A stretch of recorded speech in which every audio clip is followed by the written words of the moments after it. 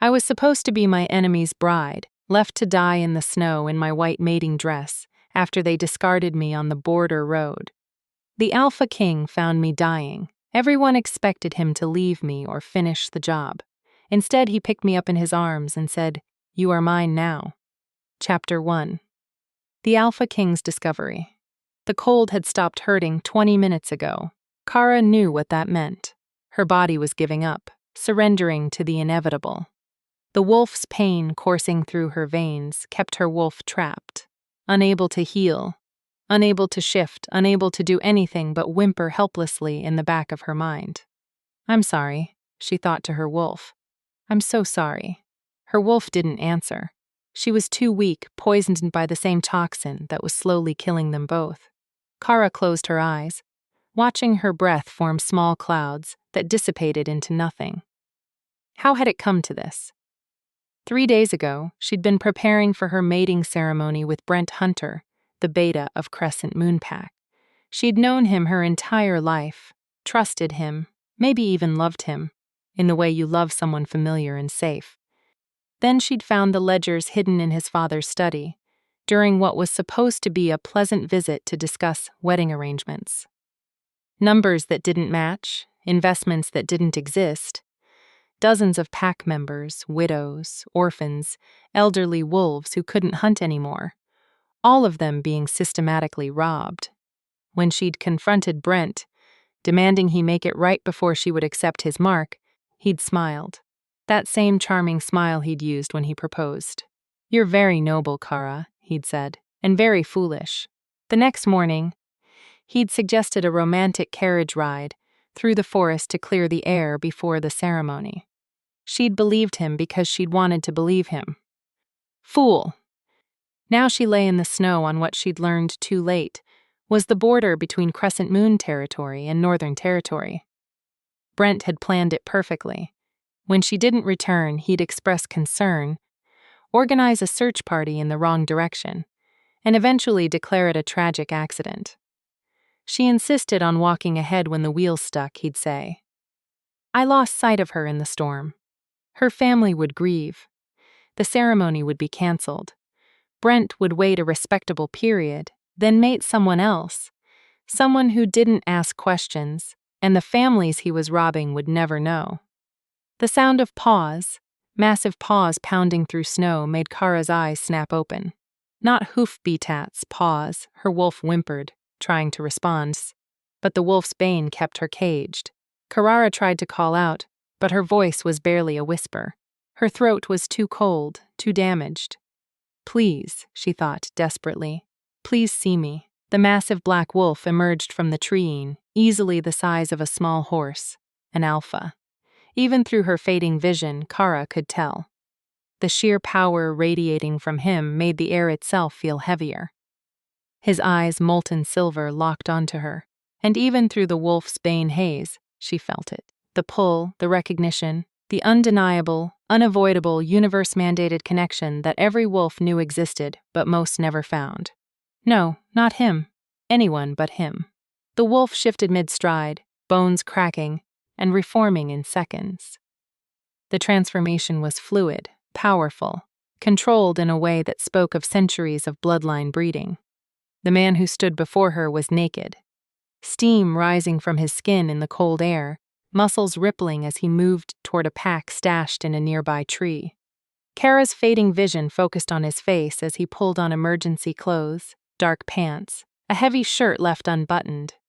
Elias Collins, the Alpha King of the Northern Territories, the man whose father her pack had killed 20 years ago, in a border dispute that had never been resolved.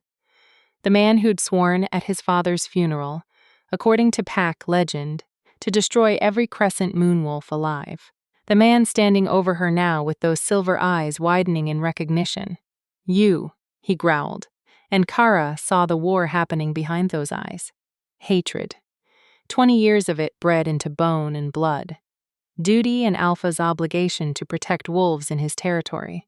And something else. Something that made his wolf surge forward, made his hands clench, made every muscle in his body go rigid with denial. The mate bond. She was dying, and the moon goddess had chosen this moment to reveal that her fated mate, the one wolf in all the world made specifically for her, was her pack's greatest enemy. The universe had a cruel sense of humor. Elias stood frozen, staring down at her. Kara could smell the conflict rolling off him in waves. Cedar and winter mixed with fury and confusion and something darker. "Leave me," she wanted to say. "Just leave me and let it end." But her wolf, even poisoned and dying, surged forward with the last of her strength, reached for him through the bond that was forming, whether either of them wanted it or not. "Mate," her wolf whispered. "Mate, save us." Elias's jaw clenched so hard Kara heard his teeth grind together. His eyes flashed between silver and his human brown, his wolf fighting for control. Then he made his choice. He knelt beside her, his large hands surprisingly gentle as they moved over her injuries. Professional, clinical, checking for broken bones, bleeding, signs of internal damage. "Wolf Spain," he muttered. Catching the scent even through the blood and snow, his head snapped up, eyes scanning the forest. Who did this? Kara tried to answer, but only a weak sound escaped.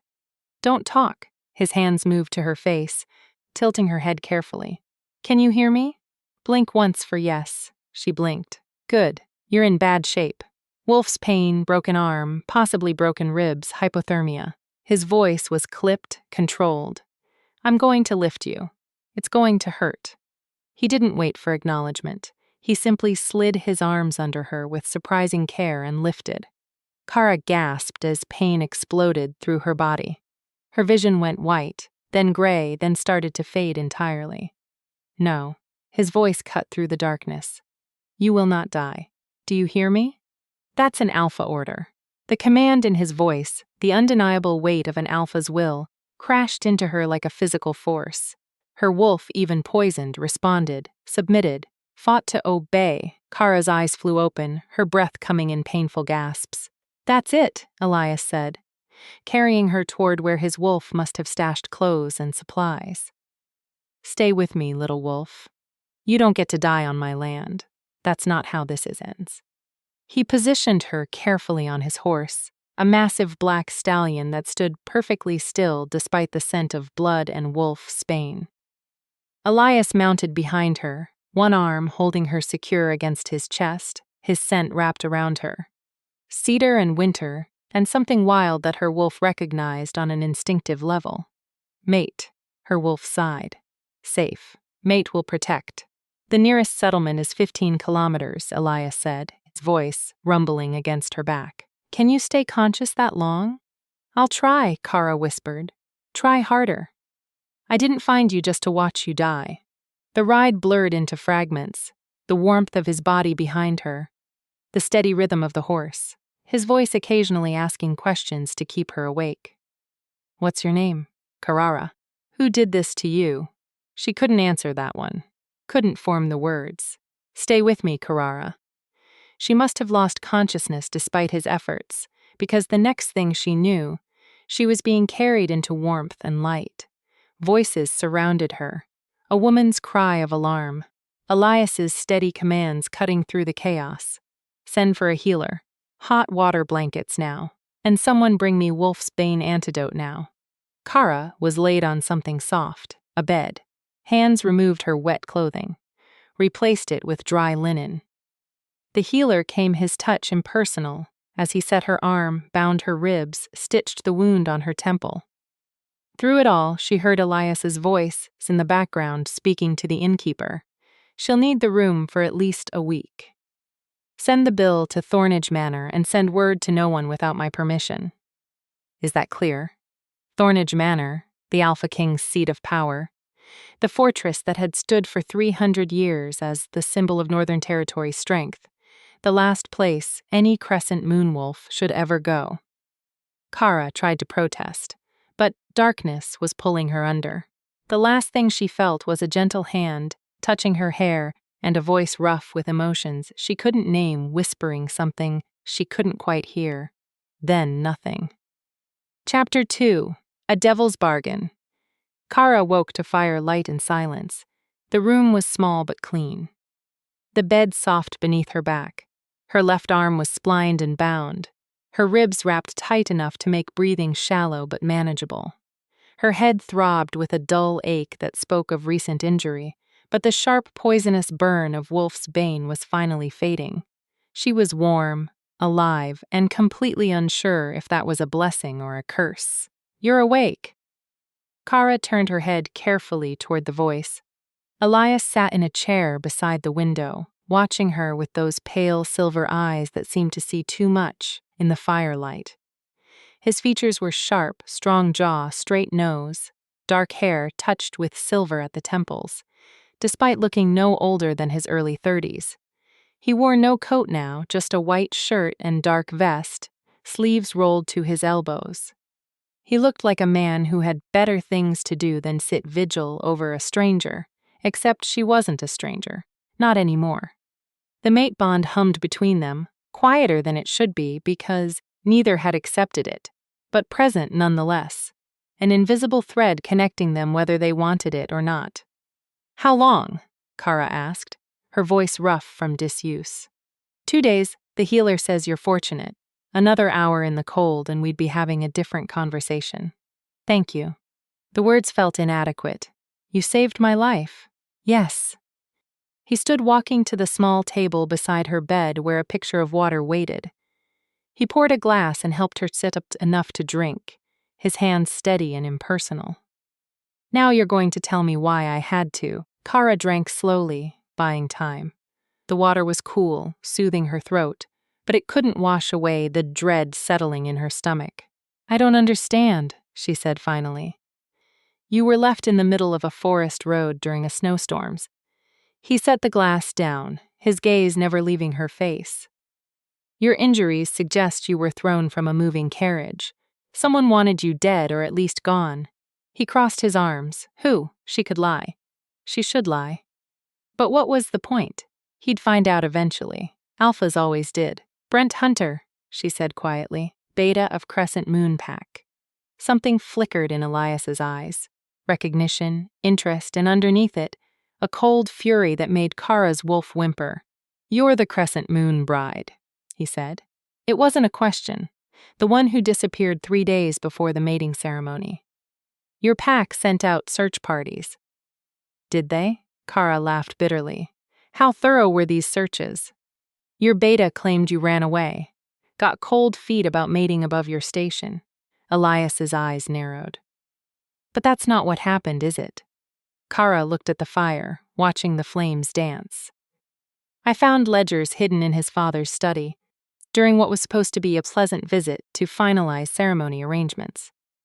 Numbers that didn't match. Investments that didn't exist." She took a breath, feeling the anger rise again, the same anger that had made her confront Brent, despite knowing it was dangerous. Dozens of pack members' widows whose mates died in border skirmishes. Orphans left with nothing. Elderly wolves who couldn't hunt anymore and relied on pack support. All of them being systematically robbed. Her voice hardened. "When I told Brent I couldn't accept his mark unless he made it right. He decided I was a problem that needed to disappear. And you believed he'd take you for a romantic carriage ride after that conversation. I wanted to believe people could change." Kara met his eyes. Clearly, I was wrong. Elias studied her for a long moment. Then, unexpectedly, he smiled. It was a small, cold thing that didn't reach his eyes. "You threatened to expose the hunters. Yes, you have proof. I saw the ledgers. I can identify which investments are fraudulent. I know names, dates, amounts." She paused. "But I don't have documentation. Brent has that. But you remember enough to destroy them. If anyone would believe me." Kara laughed again, the sound hollow. "Who would? I'm a nobody with no family connections and no credibility. Brent will say I'm lying out of spite, that I couldn't handle the pressure of mating a beta and ran away, then made up stories when I was found." Elias walked back to his chair, settling into it with the grace of a predator at rest. "What if someone with credibility backed your claims?" "Like who? Like me?" Carrara's heart beat faster. "Why would you do that?" "Because I've been trying to destroy Crescent Moonpack for 20 years. His voice was quiet, controlled, and utterly certain. They killed my father in a border dispute they started, then blamed him for the violence. They've blocked every treaty I've proposed, undermined every alliance I've built, and personally cost me more than you can imagine. He leaned forward, elbows on his knees. You have information I need, and you need protection. They can't penetrate. We can help each other. What are you suggesting? Accept my mark. Become my Luna Queen. The room seemed to tilt. Kara stared at him, certain she'd misheard. You can't be serious. I'm always serious about strategy. His expression didn't change. You accept my mark. You become Luna Queen of the Northern Territories, untouchable. Under my protection, Brent can't reach you. You help me build a case against his pack. Testimony details everything you remember. We destroy them together. That's insane. That's practical. He stood. You have no family who can shelter you. If you try to go home, Brent will find a way to finish what he started. If you try to disappear, you'll spend your life looking over your shoulder. But as my mate, as my Luna, you're beyond his reach. Kara tried to sit up fully, gasping as pain shot through her ribs. You don't even know me. I know enough. He walked to the window, looking out at the snow-covered landscape. You chose conscience over safety. You threatened a powerful family because it was right. You survived being left to die. He glanced back at her. I've spent years playing politics with these people. You took action. I respect that. But you don't love me. No, and I don't love you. This isn't about romance, Kara. It's about survival and strategy. He turned to face her fully. I'll have papers drawn up. You'll have your own rooms in Thornage Manor. We'll maintain separate lives. In public, we'll play the role of a respectable mating. In private, we'll work to dismantle Crescent Moon piece by piece. And if I refuse, then I'll pay for your recovery here and leave you to your fate. His voice was matter of fact. But know this, Brent believes you're dead. The moment you surface anywhere, that changes. He'll come for you, and next time I won't be there to find you. The fire crackled in the silence. Kara thought of Brent's face as he pushed her from the carriage. The cold, the certainty that she would die alone and unmourned. She thought of the families being robbed, the widows losing everything, the orphan pups who'd inherit nothing because of hunter greed. And she thought of the man standing by the window, offering her a devil's bargain wrapped in protection. If I do this, she said slowly, I want your word that you'll pursue justice for the families they've harmed.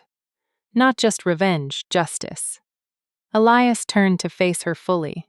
You're negotiating terms while lying in a sickbed with broken bones. Those are my terms. Something that might have been respect crossed his face. Agreed. Justice, not just revenge. Anything else? I want to know what you get out of this.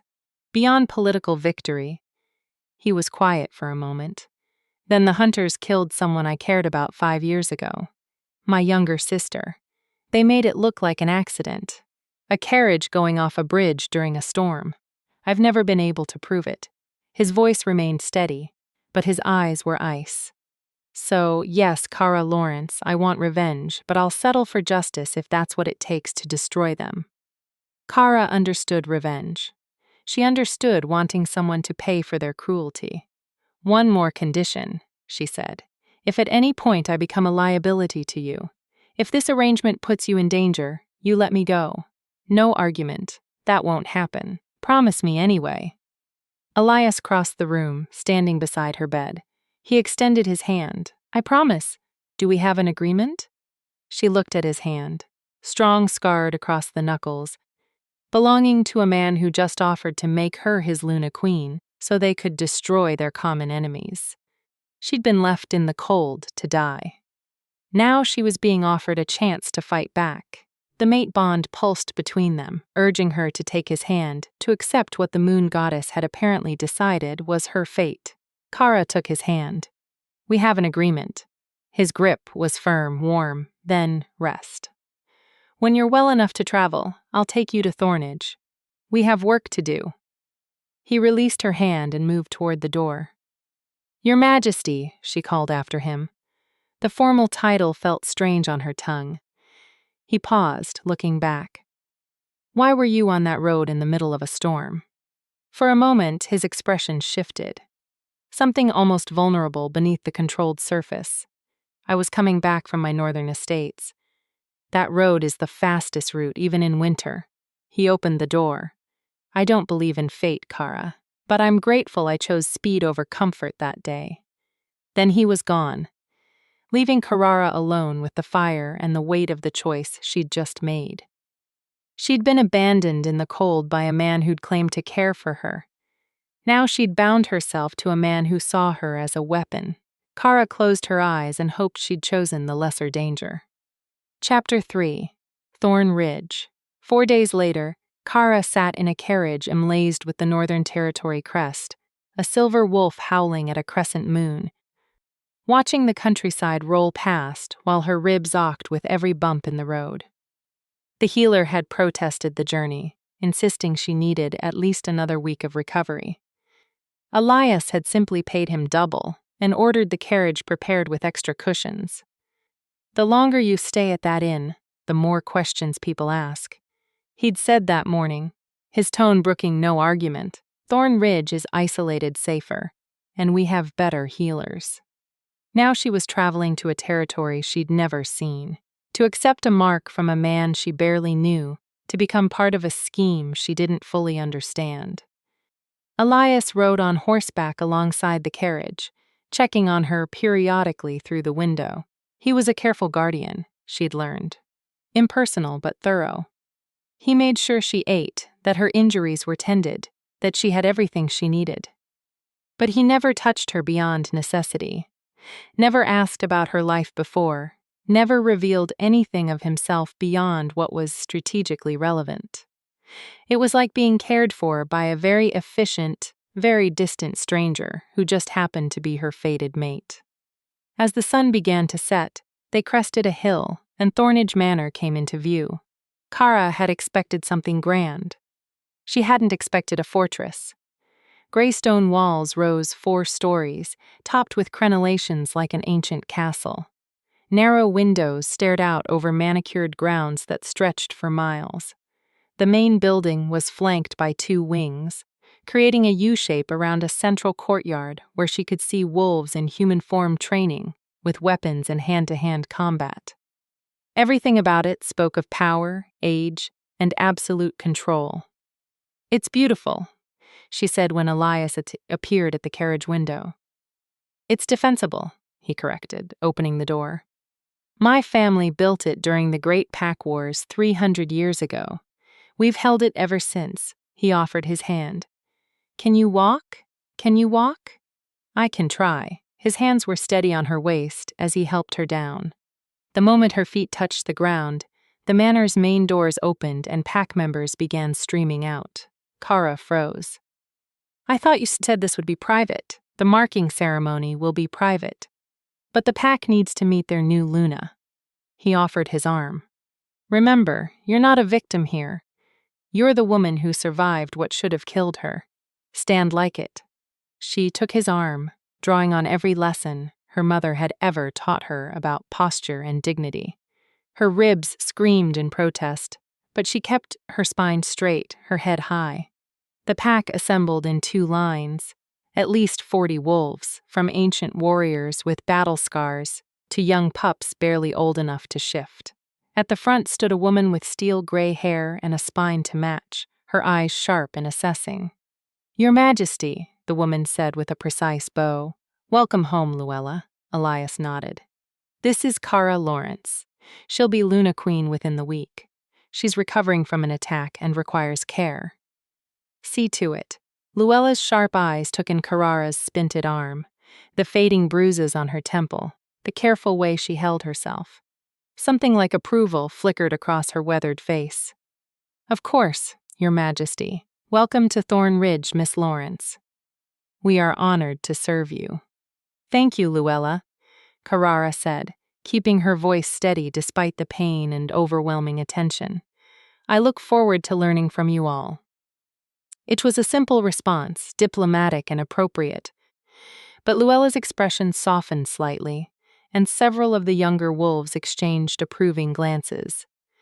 "Your rooms have been prepared in the East Wing," Luella continued. "If you need anything, I am at your disposal." Elias released Carrara's arm. "Luella will show you to your quarters. Rest tonight. Tomorrow, we'll discuss arrangements." He walked away before she could respond, disappearing into the manor like he'd already forgotten she existed. Luella cleared her throat. "This way, miss."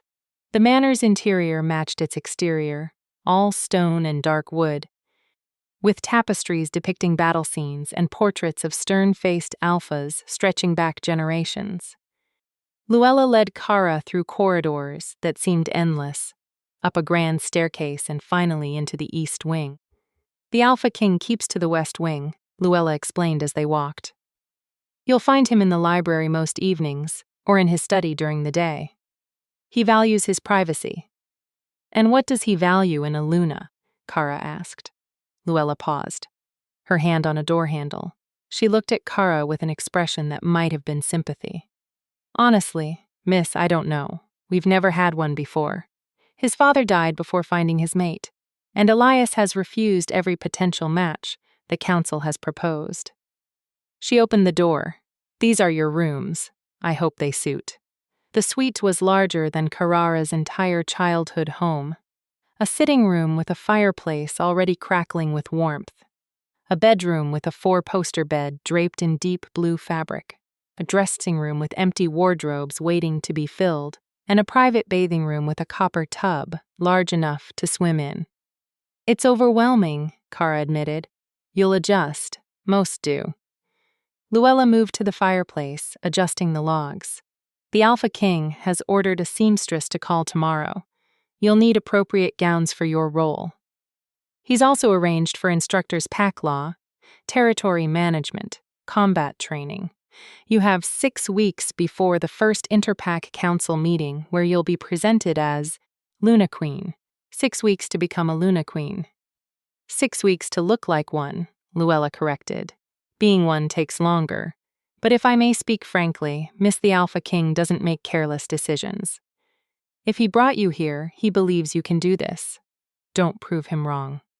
After Luella left, Kara sank onto the edge of the bed, finally allowing herself to feel the full weight of exhaustion. Her arm throbbed, her ribs sucked, her head pounded, but she was alive, warm, and safe. Through the window, she could see the forest in the distance, dark trees against a darkening sky. Somewhere out there was the road where she'd nearly died. The spot where Brent had left her, he thought she was dead. Good. Let him think that while she learned to become something he couldn't touch, a knock at the door startled her. "Come in." A young wolf entered, maybe 19 or 20, carrying a tray. Her eyes were downcast, respectful, and Omega Kara realized a wolf without rank or dominance suited for service roles. "Luella sent dinner, miss. And the Alpha King asked me to give you this." She handed Carrara a small leather-bound book. "What is it?" "His instructions, miss." He said, "You should read it tonight." After the Omega left, Kara opened the book, finding pages filled with precise angular handwriting. "Kara, you'll find the next 6 weeks challenging. I'm not a patient teacher, and I have high expectations, but I believe you're capable of meeting them. These pages contain everything you need to know about Thornage, its history, its laws, the role you'll play. Study them. Your survival depends on understanding this world. We'll dine together each evening at 8. Be punctual. We'll use that time to discuss your progress and coordinate our strategy against Crescent Moon. Remember our agreement. You help me destroy them. I keep you safe. Everything else is negotiable. Lees." Kara closed the book and looked at the dinner tray. Cold roast venison, bread, cheese, fruit, simple food, but more than adequate. She ate mechanically, her mind already racing through implications. 6 weeks to learn an entire pack's history and customs. 6 weeks to become someone worthy of standing beside an Alpha King. 6 weeks before she'd face the wolves who'd tried to kill her. She'd been left in the cold to die by a man who'd pretended to care. Now she'd bound herself to a man who'd never pretended anything. Somehow that felt like the more honest danger.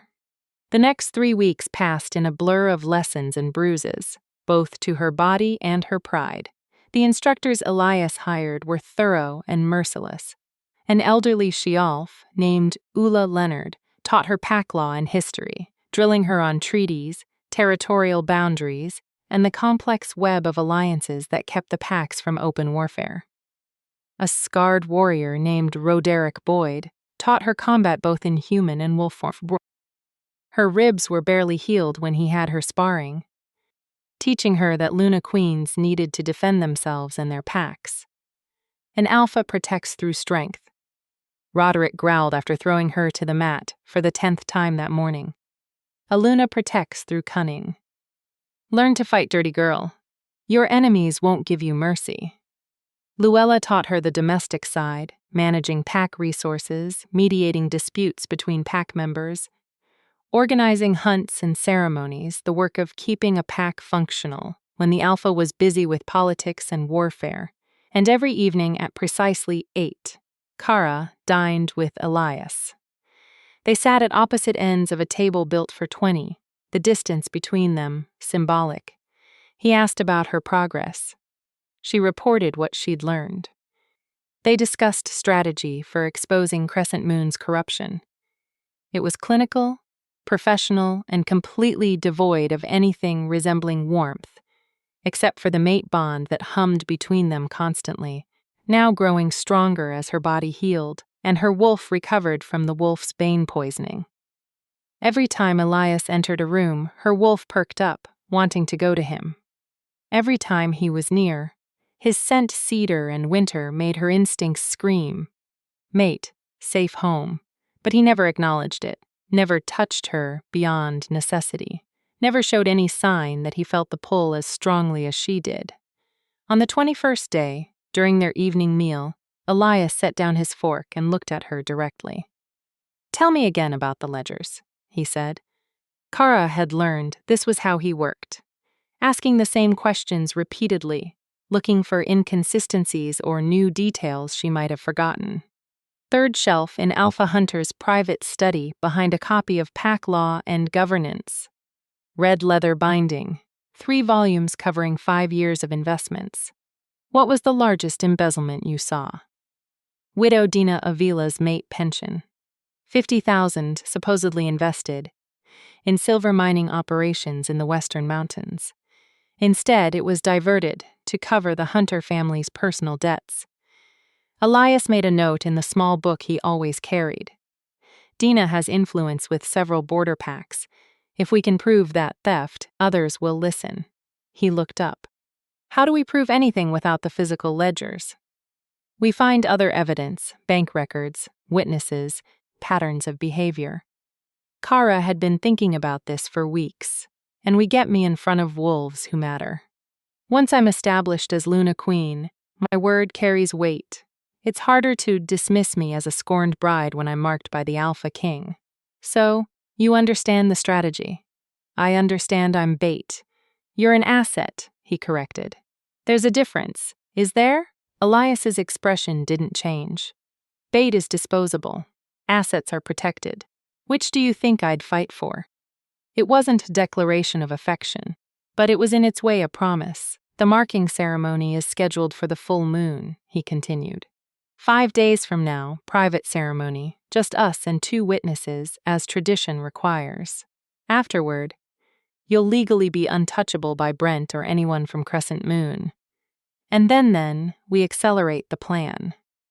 Your first public appearance will be the Interpack Council meeting in 3 weeks. Every major pack will be there.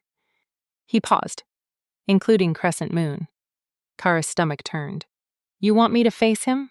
I want you to stand beside me as my Luna Queen, while he watches everything he threw away become something he can never touch. And I want you to do it with your head high, showing every wolf in that room that you survived and became stronger for it. What if he tries something? He won't. Not publicly. Not with me there. Not with witnesses. Elias's voice was cold and certain, but he will know you survived, and that knowledge will eat him alive. Chapter 4. The Mark. That night, Kara stood at her window, watching snow fall over the gardens, unable to sleep. In 5 days, she would accept Elias's mark, bind herself to him permanently through the mate bond, become Luna, queen of the Northern Territories. She should be terrified. Instead, she felt something sharper, something that tasted like rage and justice mixed together. Brent had left her in the cold because he thought she was powerless, disposable. It was time to prove him catastrophically wrong. A knock at her door broke through her thoughts. Strange, it was well past midnight. The pack should be sleeping. Come in. Elias entered. And Carrara's heart skipped. He'd never come to her rooms before, had always maintained careful distance.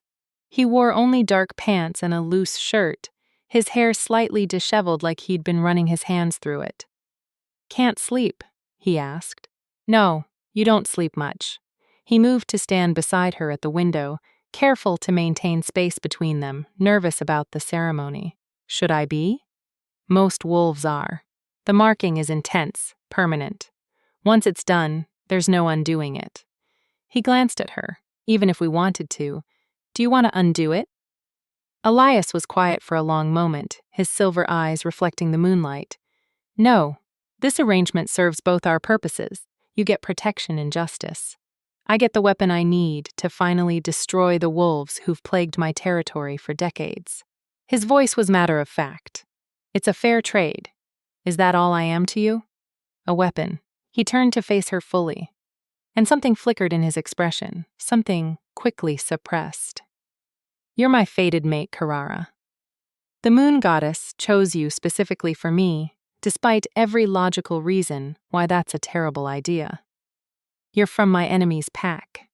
You're caught up in corruption I'm trying to expose, and you're stubborn enough to negotiate terms while dying." A ghost of a smile touched his lips. "So, no, you're not just a weapon. You're also a complication I didn't plan for and don't quite know how to handle." Kara felt her wolf stir at his words, at the admission underneath the clinical exterior. "You feel it too, then, the bond?" Every second his voice roughened.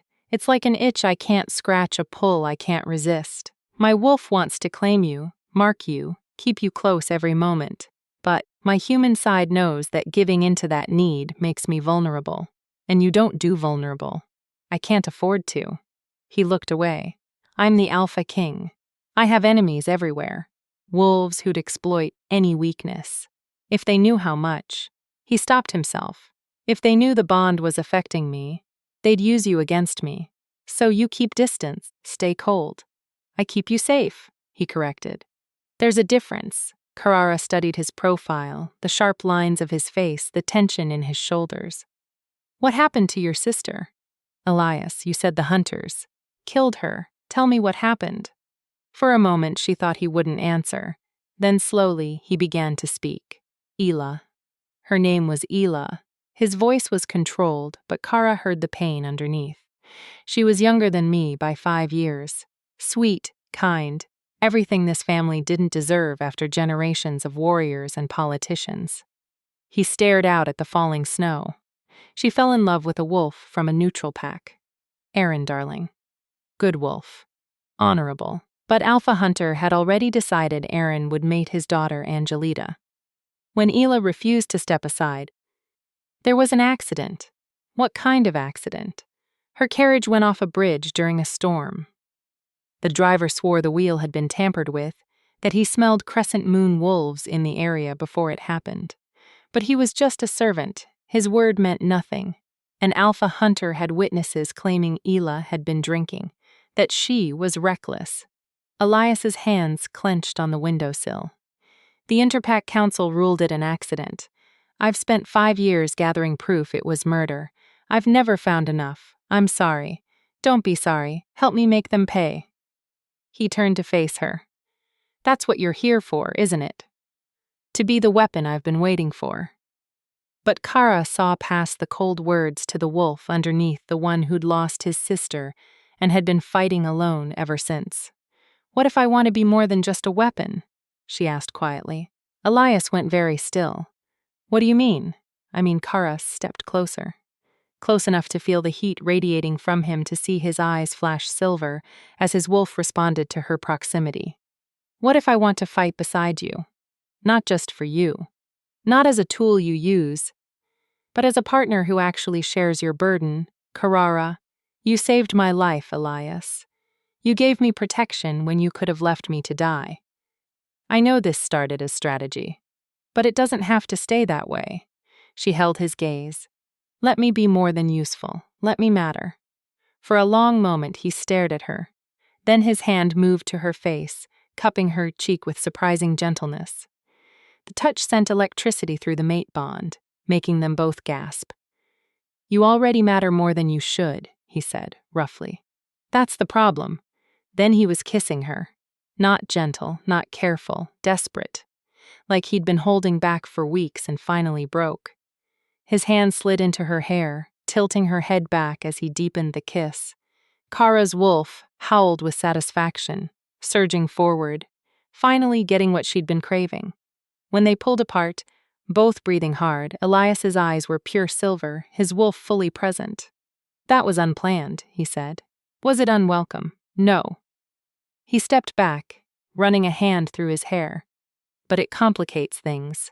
Everything about us is already complicated. True. He looked at her, and something in his expression shifted. The marking ceremony is in 5 days. After that, you'll be mine in every way that matters, legally, socially, magically. Are you ready for that? Are you? I don't know. His honesty surprised her. I've spent 20 years keeping everyone at arm's length, not letting anyone close enough to become a weakness. And now the moon goddess has forced me to bind myself to someone who makes me want things I'd given up on. What things? Partnership, trust.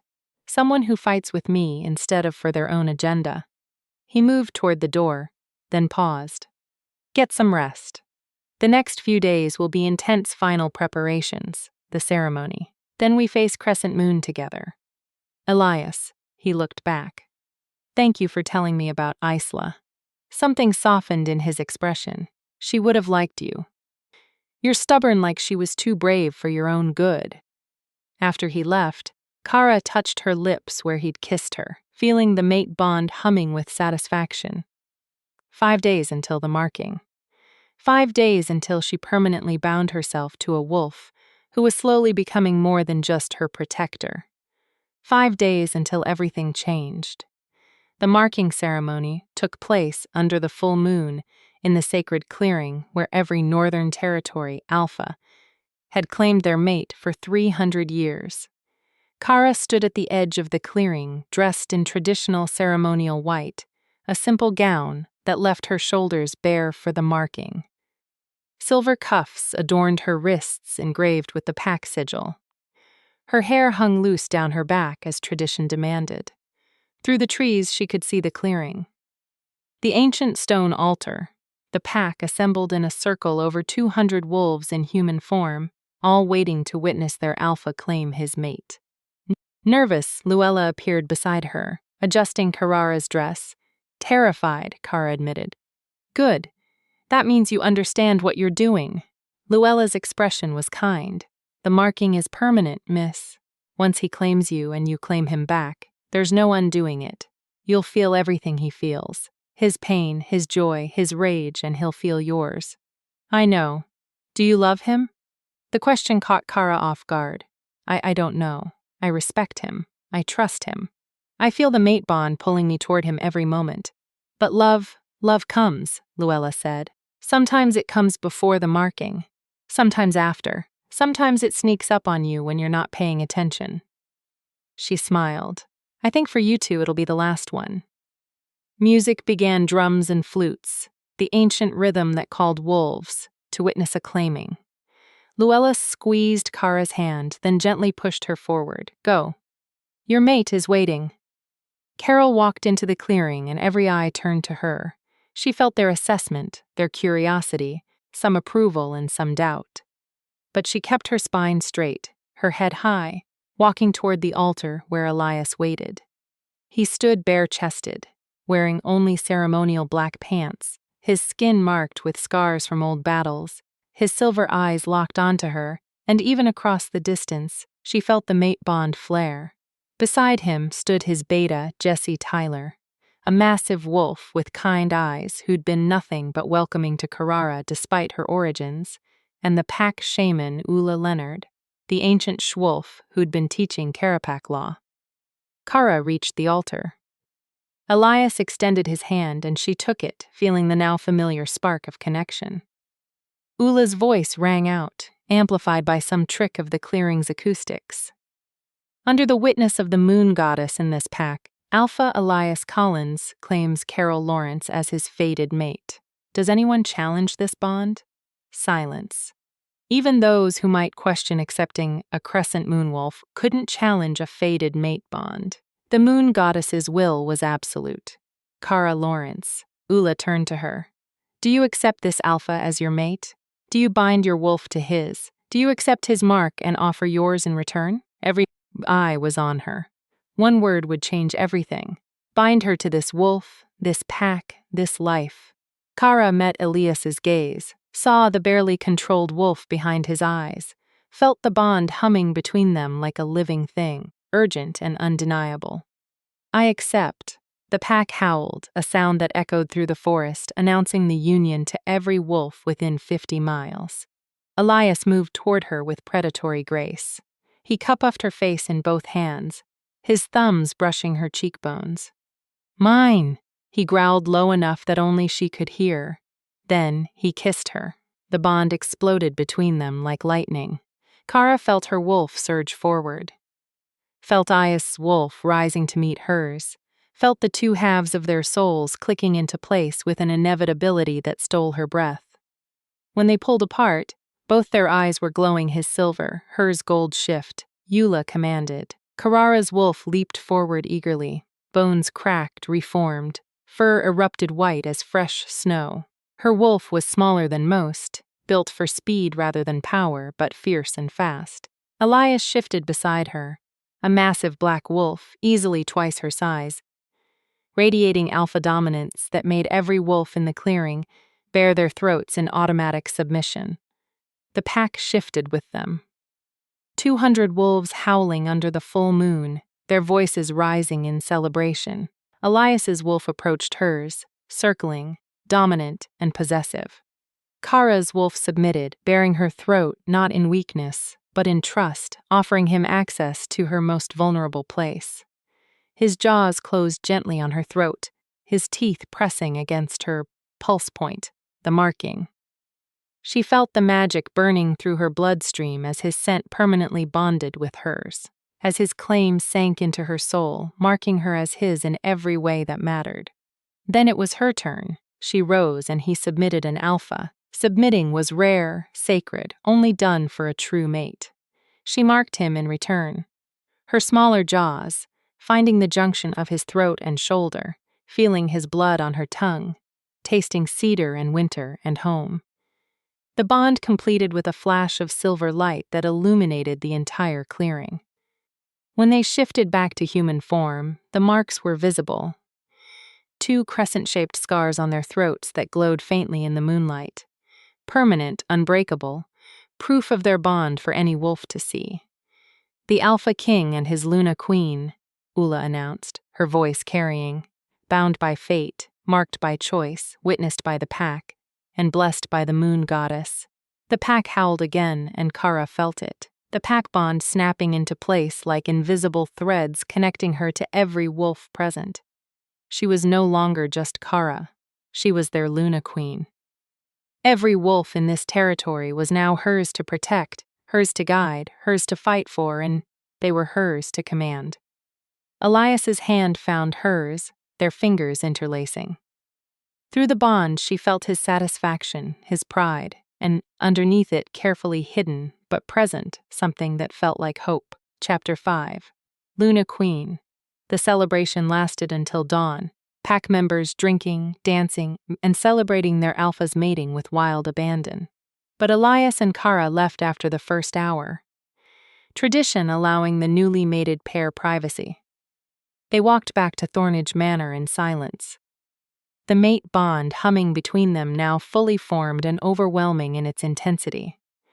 Kara could feel Elias's emotions bleeding through satisfaction, possessiveness, and a carefully controlled desire that made her wolf purr with anticipation. When they reached the manor, Elias stopped at the base of the grand staircase. "Your rooms are in the east wing," he said, his voice carefully neutral, despite the bond screaming between them. "Mine are in the west. You're welcome to stay in yours if you prefer." Kara stared at him. "We just completed a mate bond in front of 200 wolves, and you're offering me separate rooms. I'm offering you a choice." His eyes flashed silver. "The bond is complete. We're marked. We're mated. But that doesn't mean you're obligated to." He seemed to search for words. "I won't force anything you're not ready for."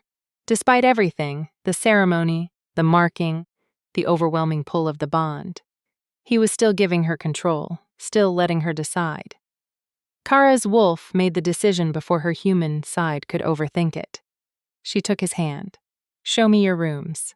Something blazed in his eyes. "Are you sure? We're mated, Elias. We're bound for life, I'm sure." He led her to the west wing, to a suite even larger than hers. But Kara barely noticed the space. She was too focused on the wolf beside her, on the bond, pulling them together like gravity. The moment the door closed, Elias had her against it, his mouth on hers, hungry and claiming. Kara kissed him back with equal ferocity, her wolf finally getting what she'd been denied for weeks. "I've wanted this since I found you." Elias growled against her throat. "Since I first caught your scent and my wolf recognized you. Do you have any idea how hard it's been to keep my distance? Then stop keeping it." What followed was intense, primal, the mate bond amplifying every touch, every sensation. When they finally collapsed together hours later, both sated and exhausted, Kara felt the bond settle into something deeper. Not just magical connection, but genuine intimacy. Elias pulled her against his chest, his hand stroking her hair with surprising tenderness. "No regrets?" he asked quietly. "None?" She traced the mark on his throat, her mark claiming him as hers. "You. Only that I didn't find you sooner." He tilted her chin up, his silver eyes serious. "I know this started as strategy, a bargain between enemies. But Kara, what I feel through this bond, what I'm starting to feel for you, that's real. You understand that?" "I do." She pressed her hand over his heart, feeling it beat steady and strong. "I feel it, too. It terrifies me, but I feel it." "Why does it terrify you?" "Because everyone I've ever trusted has hurt me. My parents used me as a bargaining chip to elevate the family status. Brent used me to gain access to pack connections, then tried to kill me when I became inconvenient." She looked away. "How do I know you won't do the same?" Elias was quiet for a long moment. Then he took her hand, pressing it more firmly against his chest. "Feel that? My heart beat through the bond. You can feel if I'm lying. That's what the mate bond does. It makes deception impossible between us." He held her gaze. "I swear to you, Kara, I will never use you and dust you. I will never let you become convenient or disposable. You're my mate, my Luna, and I will protect you with everything I have. Not because it's strategic, but because losing you would destroy me." Through the bond, Kara felt the truth of his words, felt his fierce protectiveness, his growing affection, his absolute certainty. "Okay," she whispered. "I believe you." They fell asleep, tangled together. The mate bond finally quiet and content. The next 3 weeks were a whirlwind of transformation. Kara threw herself into learning everything required of a Luna Queen. Luella taught her the intricacies of pack management. How to handle disputes between pack members, how to organize hunts and patrols, how to manage the pack's resources so everyone was cared for. Roderick continued her combat training, pushing her harder now that she was fully healed. "You're a Luna Queen now," he growled, after she successfully pinned him for the first time. "That makes you a target. Every wolf who wants to hurt the Alpha King will come for you. You need to be able to defend yourself." Ula taught her pack law and politics, the complex web of alliances, treaties, and old grudges that governed relations between packs. She also taught Kara how to use her new position's authority. As Luna Queen, you have the power to command any wolf in this territory, Eula explained.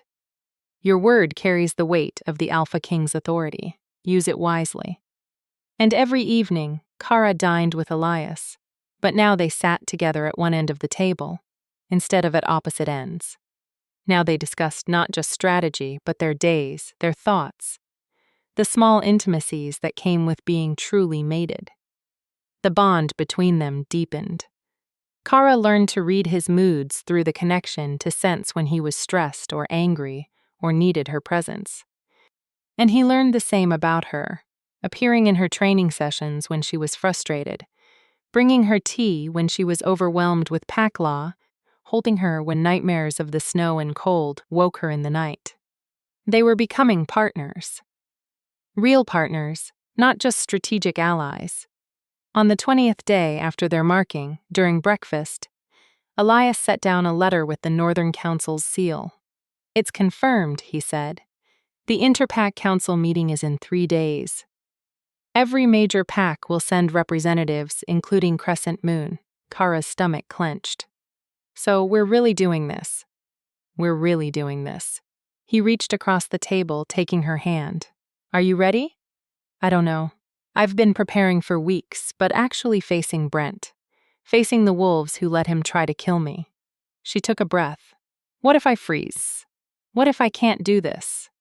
Then you remember what he did to you. Remember that he left you in the cold to die. Remember every family he stole from, every widow left with nothing, every orphaned pup who suffered because of his greed. Elias's voice was firm, and you walk into that council chamber as Luna Queen of the Northern Territories, as living proof that he failed. And if he tries to discredit me, he will try. He'll say you're lying, that you're mentally unstable, that you're making wild accusations to get revenge for being rejected. Elias squeezed her hand. But you'll stay calm, stay rational. Let him get angry while you stay composed. We have evidence, bank records, testimony, patterns of fraud. We'll present facts, not emotions. Will it be enough? It has to be. His eyes hardened. Because if the council won't act, I will, and that will mean war. Kara heard the certainty in his voice. He meant it. If the council refused to bring Crescent Moon to justice, Elias would do it himself. Consequences be damned. Let's hope it doesn't come to that, she said quietly. Let's hope. But his expression said he was prepared for either outcome 2 days before they were scheduled to leave for the council meeting. Something happened that changed everything. Kara was in the training yard with Roderick, practicing defensive moves in wolf form when a commotion at the main gate caught her attention. She shifted back to human form, pulling on the clothes she'd left nearby, and hurried toward the noise. A small Omega wolf stood at the gate, trembling and exhausted. Her clothes were torn, her face bruised. Guards surrounded her, but she was begging to speak with the Luna Queen. Let her through, Kara commanded, her Luna authority making the guards step aside immediately. The Omega practically collapsed at Karara's feet. Please, Your Majesty. Please, you have to help us. Help who? What happened? Crescent Moon Packet Brent. He's been purging anyone who might testify against him. 3 families have disappeared in the last week. He's calling them traitors, saying they stole from the pack. The Omega's eyes were wild with fear, but everyone knows the truth. He's eliminating witnesses. Ice flooded Kara's veins. Which families? The Avalas, the Campos, the Rojas. The Omega grabbed Karara's hand. Please, Your Majesty. My sister is married to Greg Campos. She's pregnant with their first pup. If Brent finds them, where are they now? Hiding in the neutral zone between territories, but they can't stay there. Rogues hunt that area, and Brent has trackers looking for them. Karara's mind raced. 3 families' innocent wolves who'd been victims of Brent's embezzlement, now being hunted to prevent them from testifying. If they died, the case against Crescent Moon would be much harder to prove. Roderick, she called. The old warrior appeared immediately. Gather a patrol, 20 wolves fully armed. We're going to the neutral zone. Your Majesty, you can't. Rodri started. Those are my wolves now under attack by our enemies. I'm not leaving them to die. She held his gaze, letting her Luna, authority shine through. Gather the patrol now. Roderick bowed and moved to obey. Luella appeared looking worried. The Alpha King is in council with the territory lords. He doesn't know about this. Then someone should tell him. Kara was already moving toward the armory, but I'm not waiting for permission. Those families need help now. By the time Elias burst into the courtyard 15 minutes later, Kara was already armed and mounted with 20 warriors ready to ride. What the hell do you think you're doing? His voice carried alpha command that would have made most wolves submit instantly. But Kara was his mate, his Luna Queen. She was partially immune to his Gaxans, a protection the mate bond provided so Lunas could stand up to their alphas when necessary. I'm going to rescue wolves who are being hunted by Crescent Moon, she said calmly. Families who were victims of Brent's crimes. He's trying to eliminate them before they can testify at the council meeting. Then send the patrol. You don't need to go yourself. Yes, I do. I'm their Luna Queen. They're risking everything to seek refuge with us. The least I can do is meet them halfway. Elias's jaw clenched. Through the bond, Kara felt his fury wearing with pride, his desire to keep her safe, conflicting with respect for her taking responsibility for her pack. Fine, he said finally. But I'm coming with you and we're taking 50 warriors, not 20. Elias, those are my terms. Take them or I'll alpha command every wolf here to stand down. Karen knew he could do it and knew he would. Fine, 50 warriors, but we leave now. Within the hour, they were riding toward the neutral zone. 50 Northern Territory wolves moving fast and quiet through the forest. Kara rode beside Elias, her senses sharp, her wolf on high alert. Through the bond, she felt his tension, his concern for her safety, his anger at Brent for forcing this situation. I had to do this, she said quietly as they rode. I know, his voice was gruff. Doesn't mean I have to like putting you in danger. I'm not fragile, Elias. I'm not the dying wolf you found in the snow anymore. No, you're not. You're the Luna Queen who rides into danger to protect her wolves. He glanced at her, silver eyes gleaming in the fading light. You're magnificent and terrifying, and I'm trying very hard not to lock you in a tower for your own safety. Despite the tension, Carrara smiled. You know, I just escape. I know. It's one of the things I love about you. He paused, then seemed to realize what he'd said. I mean, you love me. Elias was quiet for a moment. Then yes, I do. I didn't plan to, but I love you, Kara. Your strength, your courage, your stubborn refusal to stay safe when your wolves need you. He reached over briefly, touching her hand. We'll talk about this later after we get those families to safety. Okay, Kara whispered, warmth flooding through the bond. Later they found the refugees just before nightfall. 3 families huddled in a cave, terrified and desperate. The moment they saw Kara's white wolf leading the patrol, they started crying with relief. Your Majesty, Deanna Isla sobbed, bowing despite her exhaustion. Thank the moon goddess. We didn't know if anyone would come. Of course, I came. Your Northern Territory wolves now under my protection. Kara shifted back to human form. We're taking you to Thorn Ridge. You'll be safe there. But the council meeting, Greg Campo started. If we testify against Beta Brent, he'll do nothing, Elias said, his voice carrying absolute authority. Because you'll be under the protection of the Alpha King. And anyone who touches you will answer to me. The rescue went smoothly, too smoothly. They were halfway back to Northern Territory when Carrara's instincts screamed. Danger. Ambush, she shouted just as 20 Crescent moon wolves burst from the treeing. Chaos erupted. Northern Territory warriors engaged the attackers while Elias and Kara positioned themselves between the enemy and the refugees they were protecting.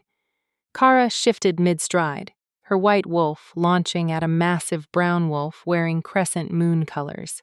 They collided in a tangle of fur and fangs, she fought with everything.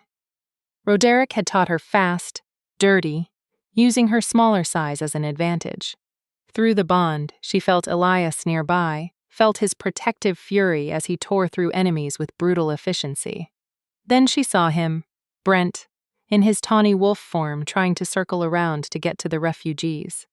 Their eyes met across the battlefield and she saw his shock, his disbelief. She was supposed to be dead, buried by snow. Forgotten. Instead, she was Luna Queen, marked and mated, leading warriors to protect the very wolves he was trying to silence. Kara howled a challenge, a declaration. "I survived, and I'm coming for you." Brent hesitated, clearly torn between finishing what he started and retreating. Then Elias appeared beside Kara, his massive black wolf radiating deadly intent. Brent ran. His warriors followed, retreating into Crescent Moon territory. The fight was over in minutes. 3 Northern Territory warriors injured, but none killed. All the refugees safe. Elias shifted back immediately, checking Kara for injuries. "Are you hurt?" "I'm fine. A few scratches. Nothing serious." She shifted as well, accepting the clothes someone handed her. "Did you see Brent?" "I saw. He knows you're alive now. Knows you're protected." Elias pulled her close, and through the bond, she felt his relief that she was safe. The council meeting just got a lot more interesting. Chapter 6. The Council.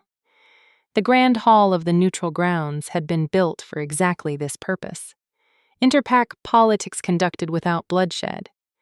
The massive stone structure sat on territory claimed by no pack, governed by ancient treaties that made it sacred ground where violence was forbidden. 20 packs had sent representatives to the Interpack Council meeting. Alphas, betas, lunas. The hall buzzed with conversation, political maneuvering, and the barely concealed tension that always existed when this many dominant wolves gathered in one place. Kara stood in the preparation room adjacent to the main hall, smoothing her gown for the 10th time. She wore midnight blue silk that marked her as Luna Queen, a silver circlet in her hair, and Elias's mark visible on her throat, glowing faintly with the mate bond's power. "You look beautiful," Elias said from behind her. He wore formal black, the Northern Territory crest embroidered in silver on his chest and terrifying. "It's a good combination for what we're about to do. I'm nervous." "Good. That means you understand the stakes." He moved to stand beside her, taking her hand. "Remember the plan. We enter together. Let them see you as my mate, my Luna. Untouchable. When the time comes, I'll call for an investigation into Crescent Moon's financial practices. You'll provide testimony. The refugees will corroborate, will present evidence, and if the council refuses to act, then we've established a public record of their crimes. Other packs will demand their own audits. Crescent Moon's reputation will crumble whether the council acts or not." His eyes hardened, "But they will act. I'll make sure of it." A knock at the door. Jesse, Elias's beta, poked his head in. "Everyone's assembled." "Your Majesty, Crescent Moon delegation just arrived." Through the bond, Kara felt Elias's satisfaction. Perfect timing. "Let them settle in. Get comfortable. Then we make our entrance." They waited 5 more minutes. Long enough for the hall to fill, for conversations to start, for attention to drift. Then the herald announced them, the Alpha King of the Northern Territories and his Luna Queen. The hall went silent. Elias entered first, commanding every eye with the sheer force of his presence. Then Kara, her hand on his arm, her spine straight, her head high. She felt the weight of hundreds of eyes assessing her, judging her, wondering about the mysterious Luna Queen who'd appeared from nowhere. Then she caught Brent's scent. Her eyes found him across the hall, standing with his father, Alpha Rolando Hunter, and his mother, the cunning Bridget Hunter, who'd always been the real power behind Crescent Moon's throne. Brent's face had gone white as snow. Even from across the room, Kara could see his shock, his disbelief, his fear. Good. Let him be afraid.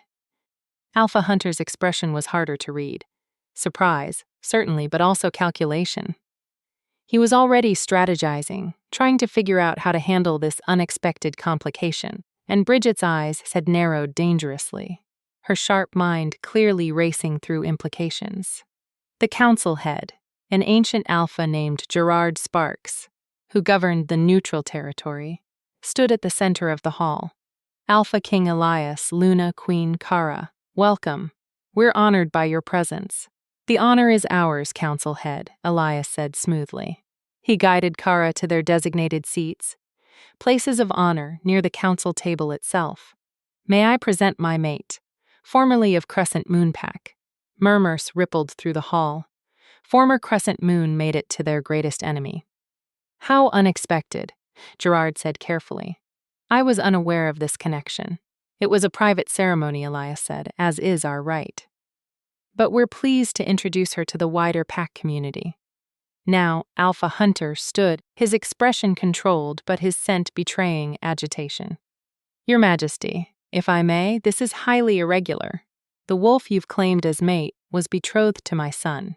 She disappeared before their ceremony under suspicious circumstances. Now she reappears as your Luna Queen. He looked around the hall. Surely you see how this appears. How does it appear, Alpha Hunter? Elias's carried a dangerous edge. Like manipulation.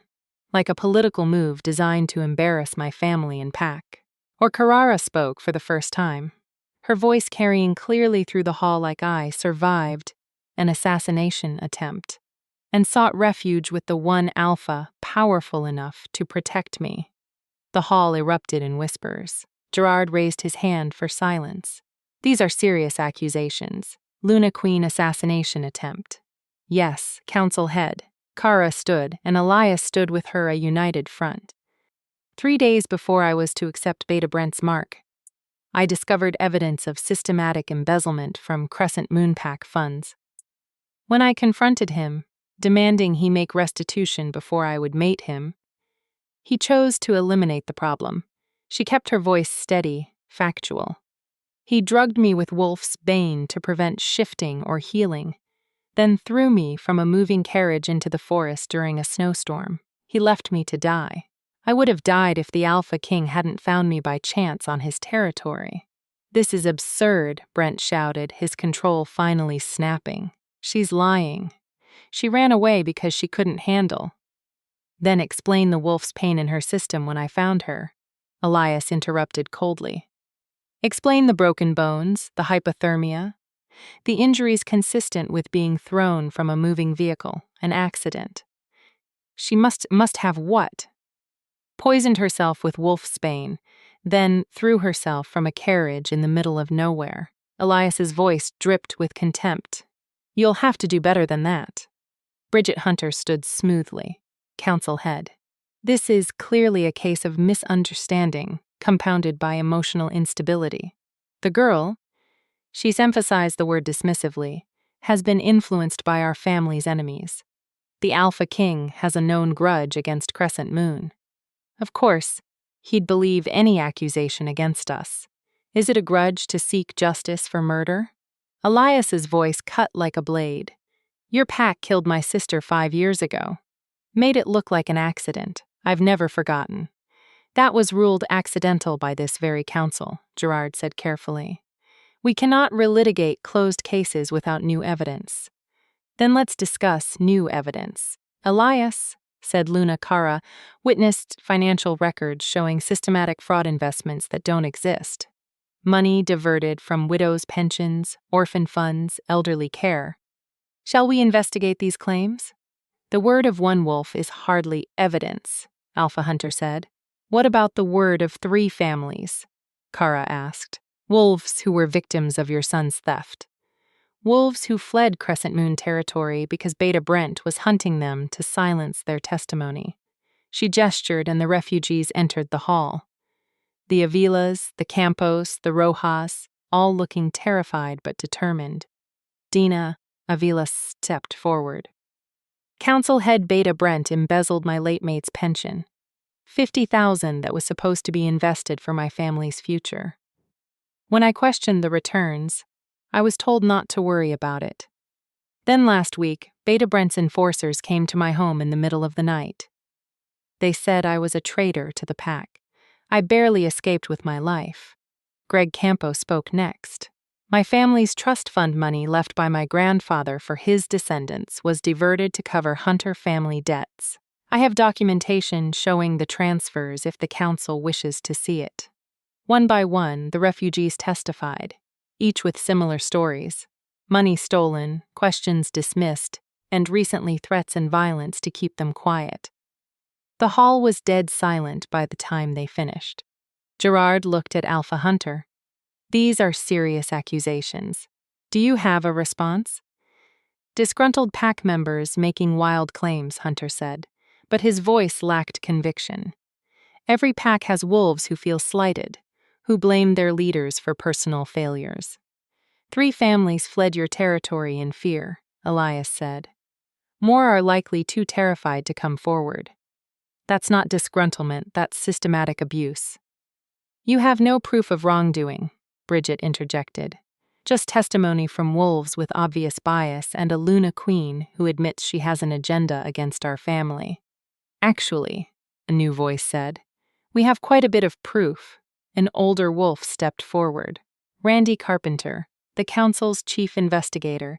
He carried a leather satchel bulging with documents. Council head, you asked me to conduct a preliminary investigation into Crescent Moon Pack's financial practices 3 weeks ago. After several other packs raised concerns about similar investment irregularities, Randy opened the satchel. I found systematic evidence of fraud spanning 5 years, falsified investment returns, diverted funds, phantom projects that never existed. He pulled out ledgers, bank statements, correspondence. This isn't speculation or biased testimony. This is documented proof of embezzlement on a massive scale. The hall erupted in chaos, alphas shouting questions, pack members demanding answers, the Crescent Moon delegation trying desperately to maintain some semblance of control. Gerard banged his gavel repeatedly. Order. We will have order. When the noise died down, he looked at Alpha Hunter with an expression of barely contained fury. Alpha Hunter. In light of this evidence, I'm calling for a formal investigation into Crescent Moon Pack's financial practices. You and your son will submit all records to council investigators within 7 days. This is a witch hunt, Hunter protested. This is justice, Gerard corrected coldly. And if you refuse to cooperate, the council will declare Crescent Moon in violation of interpack law. That carries severe consequences, including loss of territory, trade restrictions, and potential disbandment of your pack leadership. You can't. I can and I will. Gerard's voice carried absolute authority. 7 days, Alpha Hunter. Comply or face the consequences.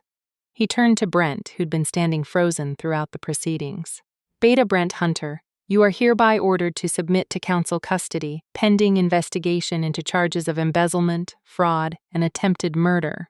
Guards, detain him. No.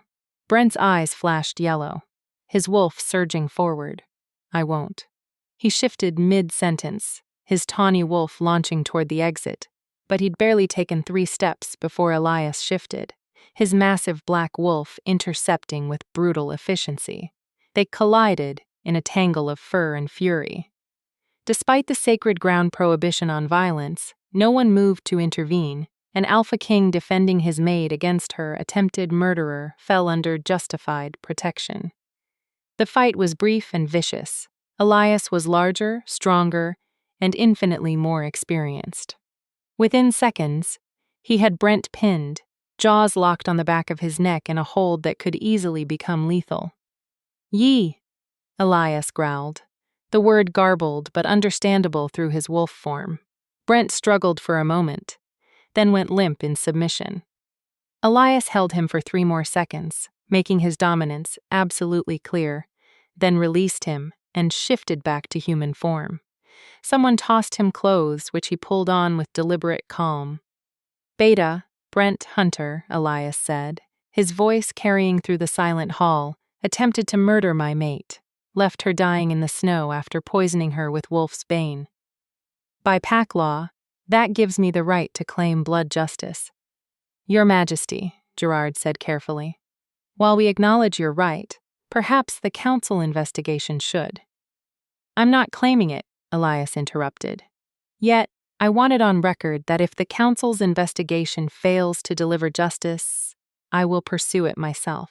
His eye swept the hall, landing on each alpha present, and any pack that stands in my way will be choosing a side in a war they cannot win. The threat hung in the air. No one doubted he meant it. Kara moved to stand beside Elias, her hand finding his. Through the bond, she felt his protective fury, his satisfaction at having Brent beaten and subdued, his absolute certainty that justice would be done. Council head, she said quietly. The wolves who fled to Northern Territory seeking refuge. They'll need protection while the investigation proceeds. I request the council grant them temporary sanctuary status. Gerard nodded. Granted, the refugees are under council protection. Any wolf who harms them will answer to this body. He looked at the Crescent Moon delegation. This session is concluded. Alpha Hunter, you have 7 days. Use them wisely. As they left the hall, Kara felt the weight of hundreds of eyes following them. They'd done it, exposed Crescent Moon's crimes publicly, secured protection for the victims, and put Brent in council custody where he couldn't hurt anyone else. But as they reached their carriage, Elias pulled her aside. That was the easy part, he said quietly. What do you mean? Brent is contained, but Alpha Hunter and his mate, they won't accept defeat quietly. They'll fight back with everything they have. His expression was grim. We need to be prepared for retaliation. What kind of retaliation? The kind that targets what I care about most. He touched her face gently. They'll come for you, Kara. Try to discredit you, hurt you. Maybe even try to finish what Brent started. Fear flickered through her, but she pushed it down. Then we'll be ready. We will. He promised because I won't lose you. Not to them. Not to anyone. Through the bond, Kara felt his absolute conviction. And for the first time since this all began, she felt something shift inside her. Not just gratitude or strategy, but genuine love for this wolf who'd saved her, protected her, and fought beside her. I love you, she said. The words came easily. Naturally, I know this started as a bargain. But Elias, I love you. His eyes widened. Then he was kissing her right there in the open, not caring who saw. When he pulled back, his smile was genuine and warm. I love you too, little wolf. More than I thought possible. They rode back to Northern Territory, together hands clasped, the mate bond humming with contentment.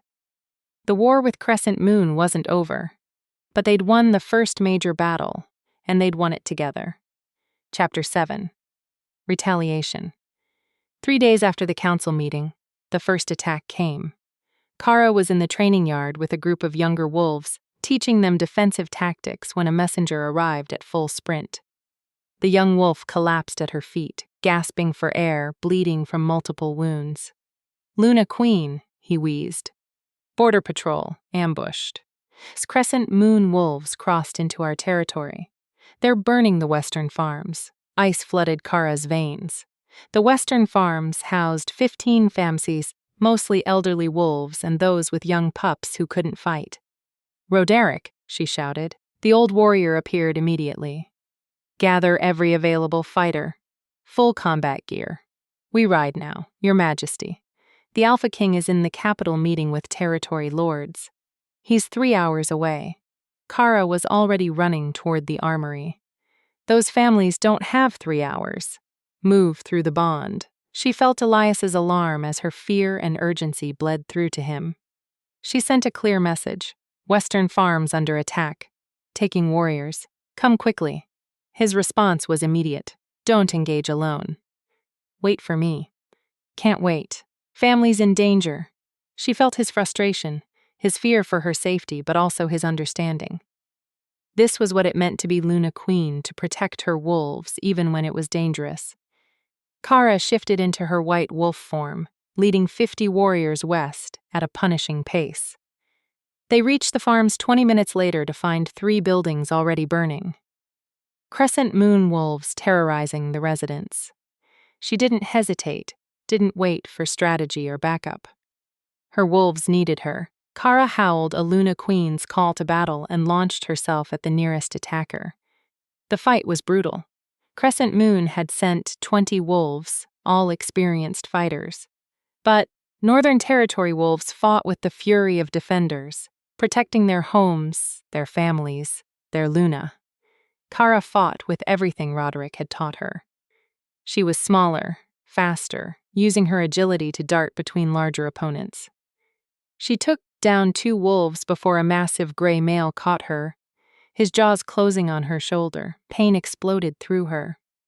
Through the bond, she felt Elias's answering roar of fury. He felt her pain, knew she was hurt and was coming, but he was still too far away. The gray wolf shook her viciously, trying to break her neck.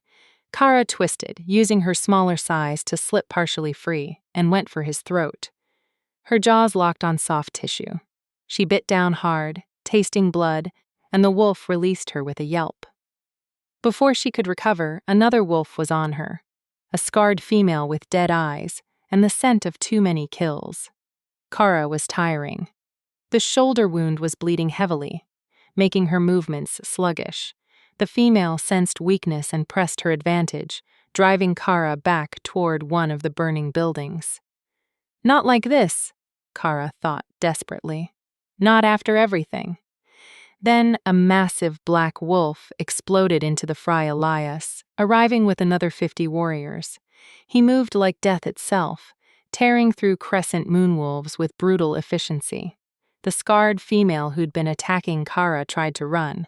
Elias caught her in 3 bounds, his jaws closing on her spine with a sickening crack. The crescent moon wolves, who weren't dead, fled, retreating back across the border. Elias shifted back to human form, immediately, moving to where Kara lay panting in the dirt. Shift. Let me see the damage.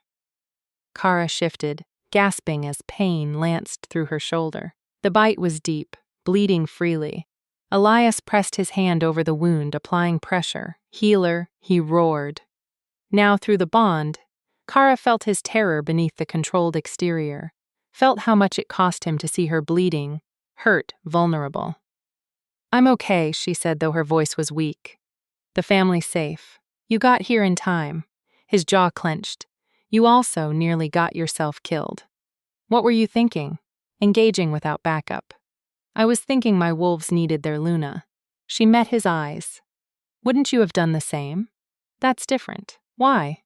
Because you're the Alpha King, and I'm just because losing you would destroy me, he interrupted, his voice raw. Don't you understand that? You're not just my Luna. You're my mate, my partner. My heft stopped, struggling with words. I can't lose you, Carrara. I won't survive it. The healer arrived, interrupting their conversation. She cleaned and bandaged Carrara's shoulder to skin at the depth of the bite. You'll heal, Your Majesty, but you need rest. No shifting for at least 2 days, and absolutely no combat training. Agreed, Elias said before Kara could protest. Once the immediate crisis was handled, Elias called an emergency council with his top warriors and advisors. They gathered in the manor's war room, a stone chamber lined with maps and battle plans. This was retaliation for the council meeting, Jesse said, pointing to the map. Crescent Moon is sending a message, hurt us. We hurt you back. It's more than that, Luella added. They targeted farms, civilians. They wanted to make the Luna Queen look weak, unable to protect her wolves. Except she did protect them, Roderick growled. Single-handedly held them off until reinforcements arrived. If anything, this makes her look stronger. It also makes her a target, Elias said quietly. His hand rested on Kara's uninjured shoulder, a protective gesture he seemed unaware of. They'll try again. Next time they might not be so obvious about it. What are you saying? Kara asked. I'm saying we need to end this quickly. Elias looked around the room. The council investigation will take weeks, maybe months. Crescent Moon will use that time to destroy evidence, intimidate witnesses, and launch more attacks. We can't afford to wait. What do you propose? Jesse asked. We gather our own evidence, build an ironclad case that even the council can't ignore. Elias pulled out documents. Randy, the council investigator, had shared with him. Randy found proof of embezzlement, but not proof of the attempted murder. We need witnesses, documentation, something that ties Brent directly to leaving Carrara in the snow. The carriage driver, Kara said suddenly. The one who drove us into the forest that day. He'd know the route we took, could testify that Brent ordered him to a specific location. Would he testify? Rotorek asked. Going against a beta is dangerous for a subordinate wolf. Not if he had protection, Elias said. Find him, offer him sanctuary in Northern Territory if he'll testify. What about Brent's mother? Luella suggested. Bridget Hunter. She's always been the strategist. If Brent planned the murder, she likely knew about it, maybe even helped plan it. Getting her to confess would be nearly impossible, Jesse said. She's too smart, too careful. Maybe we don't need her confession, Kara said slowly. An idea was forming. What if we make her think Brent already confessed? That he's cooperating with the council investigation to save himself. Elias looked at her with something like admiration. You want to turn them against each other. Brent's weak, impulsive. If his mother thinks he's betraying the family to save his own skin, she might do something stupid. Make a mistake we can exploit. That's devious, Jesse said. I like it. It's also dangerous, Elias cautioned. If Bridget realizes it's a trick, she'll be even more vicious in retaliation. Then we make sure she doesn't realize until it's too late. Kara stood, ignoring the protest from her injured shoulder. I'll write a letter. Make it look like it's from Brent, smuggled out of council custody, asking his mother to destroy evidence before it's found. Why would that make her suspicious? Roderick asked. Because I'll include details only Brent and I would know. Things that happened the day he left me to die. If Bridget sees those details in writing, she'll panic thinking Brent told investigators everything. Kara looked at Elias. Panicked wolves make mistakes. Elias studied her for a long moment. You've gotten better at strategy. I had a good teacher, flatterer, but he was smiling.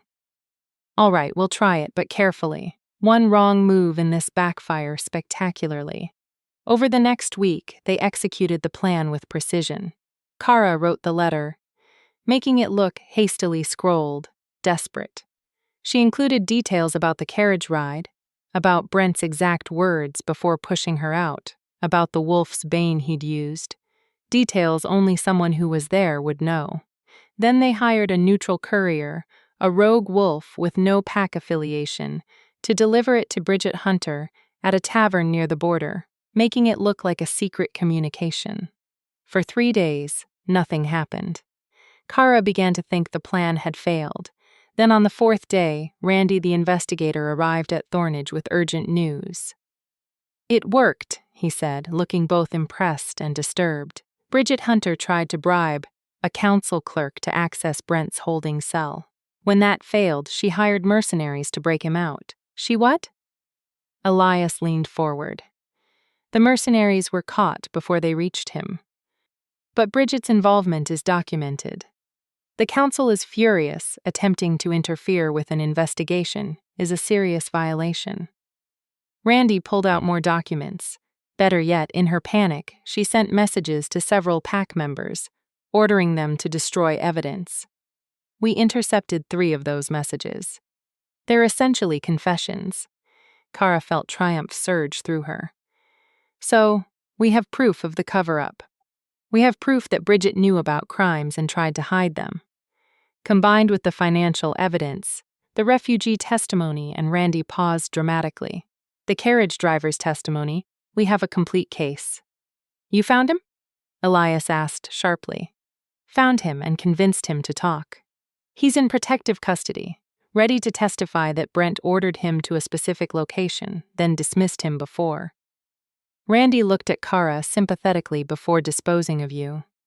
The weight of vindication settled over Kara. They'd done it. Built a case that couldn't be dismissed or ignored.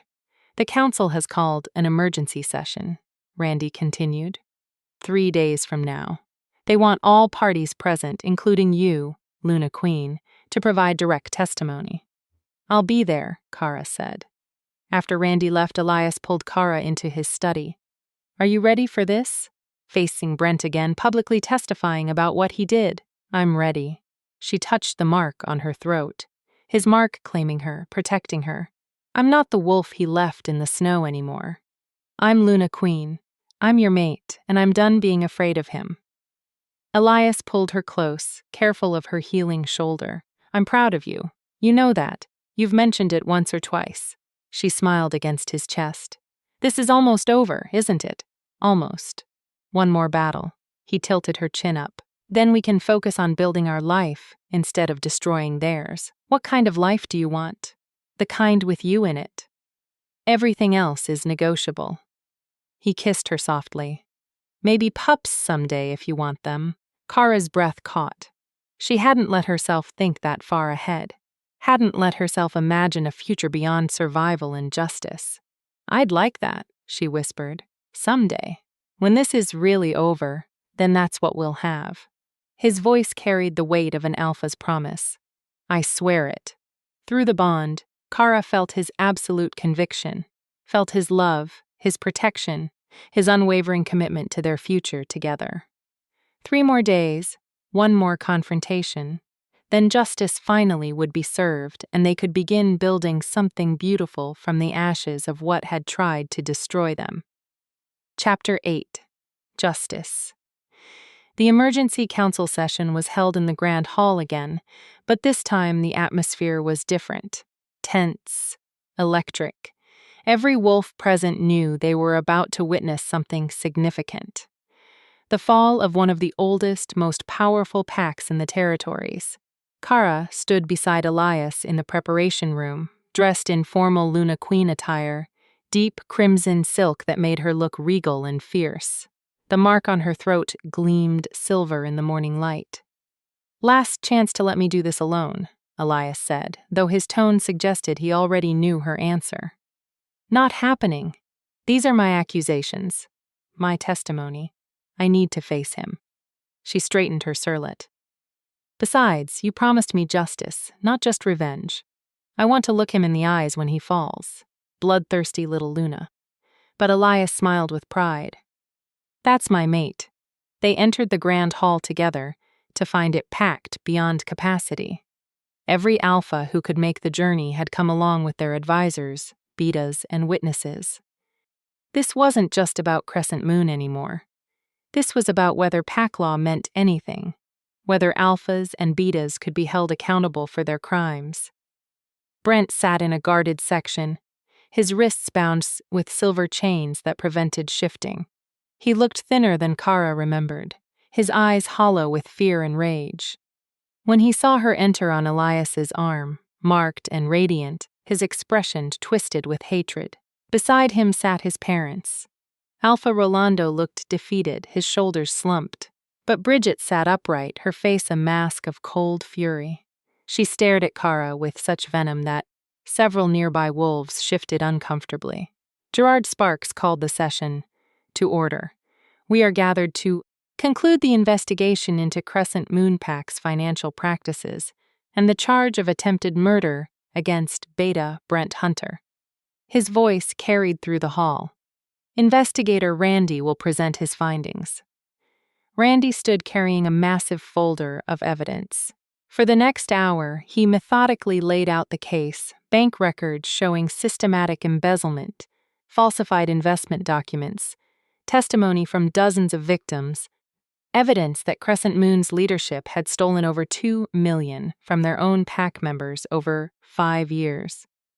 The hall listened in stunned silence. Even packs who suspected corruption hadn't realized the scope of it. And now, Gerard said when Randy finished, we addressed the charge of attempted murder. Luna Queen Kara, please approach. Kara walked to the center of the hall, feeling every eye on her. She kept her spine straight, her voice steady as she recounted finding the ledgers, confronting Brent and the carriage ride that nearly ended her life. He drugged me with wolf's bane, she said clearly. Enough to prevent shifting and slow my healing to a crawl. Then, he threw me from the moving carriage into the forest during a snowstorm. He left me there to die. Knowing I couldn't shift, couldn't call for help, couldn't survive. These are lies, Brent shouted from his seat. She ran away, got lost in the storm, and now she's making up stories to then explain the carriage driver's testimony. Gerard interrupted coldly. A nervous-looking wolf was brought forward. Leonard Dodson, the driver, who'd served Crescent Moonpack for 20 years. He wouldn't meet Brent's eyes as he spoke. Beta Brent ordered me to take a specific route that day, through the forest far from normal patrol paths. When we reached a certain point, he told me to stop the carriage and dismissed me. Leonard's voice shook. I heard Miss Kara, the Luna Queen, protesting, heard a scuffle. Then I saw the Beta throw her from the carriage. She hit the ground hard, didn't move. He told me if I spoke of it to anyone, my family would suffer. You're a liar. Brent lunged against his chains. I paid you well, and this is how you paid him to keep quiet about murder. Elias said, his voice cutting through the outburst. That's not loyalty. That's conspiracy. Gerard looked at Brent with disgust. Do you deny the charge of attempted murder? She was. Brent seemed to realize he had no defense. She threatened my family. Threatened to destroy us with lies about the investments. They weren't lies, Kara said, and threatening to expose criminal activity doesn't justify murder. Beta Brent Hunter Gerard's voice rang with finality. You are found guilty of embezzlement, conspiracy, and attempted murder of your betrothed. The council sentences you to life imprisonment in the Northern Penal Territory. You are stripped of your Beta rank and expelled from Crescent Moonpack. Brent sagged in his chains, the reality of his fate finally sinking in. Guards moved to escort him away. But Gerard wasn't finished. He turned to Alpha Rolando and Bridget. Alpha Hunter, Luna. Bridget Hunter, you have been found complicit in the embezzlement scheme and in attempting to obstruct this investigation. The council hereby removes you from leadership of Crescent Moonpack. The hall erupted in shock. Removing an alpha was nearly unprecedented. You can't do this, Bridget shrieked, her composure finally breaking. We are Crescent Moon. Our family has led that pack for 6 generations. And in 1 generation you've nearly destroyed it, Gerard said coldly. Your son is a murderer. Your financial practices have bankrupted your own wolves, and you attempted to bribe council officials and break a prisoner free from custody. He gestured to guards. Take them into custody as well. As the guards moved forward, Bridget turned her venomous gaze on Carrara. This is your fault. You poisoned my son against his duty. You seduced the Alpha King with your lies. I survived. Kara interrupted quietly. That's my only crime. I survived what your son tried to do to me, and I chose to seek justice instead of staying silent. You'll pay for this, Bridget hissed as guards seized her arms. The moon goddess sees your treachery. You'll enough, Elias said, his alpha command silencing her instantly. The moon goddess chose Kara as my mate. If you have objections, take them up with her. As the Hunter family was led away Brent to prison, his parents to await their own trials. Gerard addressed the hall. Crescent Moonpack will be placed under interim leadership appointed by this council. All embezzled funds will be returned to victims with interest. Pack members who wish to leave Crescent Moon may do so without penalty, and any who seek sanctuary elsewhere will be granted safe passage. He looked at Kara, Luna, Queen Kara, on behalf of this council and the wolves of Crescent Moon, who were victimized. I offer our deepest apologies. You were failed by those who should have protected you, but you fought back with courage and honor. You are an example to all Lunas of what true strength looks like. The hall erupted in applause, not just polite acknowledgement, but genuine respect. Kara felt tears prick her eyes. She'd done it. Justice had been served. Elias's hand found hers, squeezing gently. Through the bond she felt his pride, his love, his absolute certainty that she'd been magnificent. After the session concluded, several alphas approached to congratulate them. Some who'd been neutral before now offered alliances. Others who'd been friendly with Crescent Moon carefully distanced themselves. Politics were already shifting. New power structures forming in the wake of Crescent Moon's fall, but Kara barely noticed. She stood in a quiet corner of the hall, finally allowing herself to feel the weight of everything that had happened.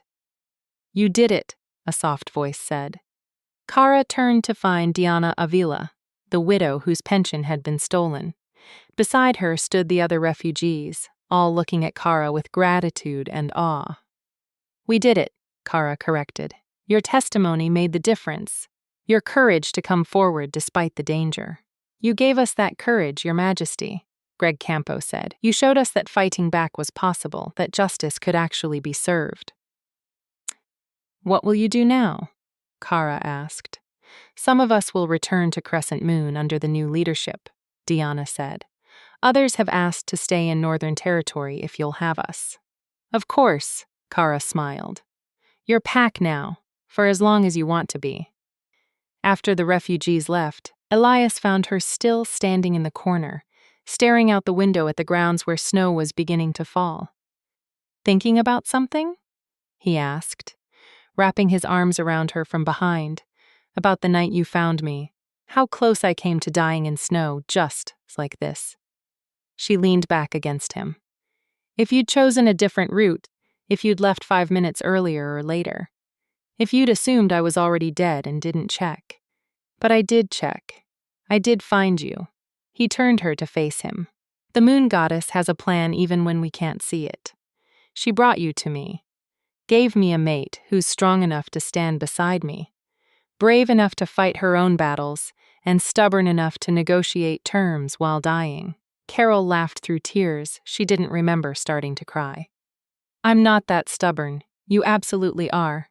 It's one of your best qualities." He kissed her forehead. "Are you ready to go home?" "Home?" she repeated, testing the word. "Yes, I'm ready to go home." They rode back to Thornage Manor as snow fell softly around them.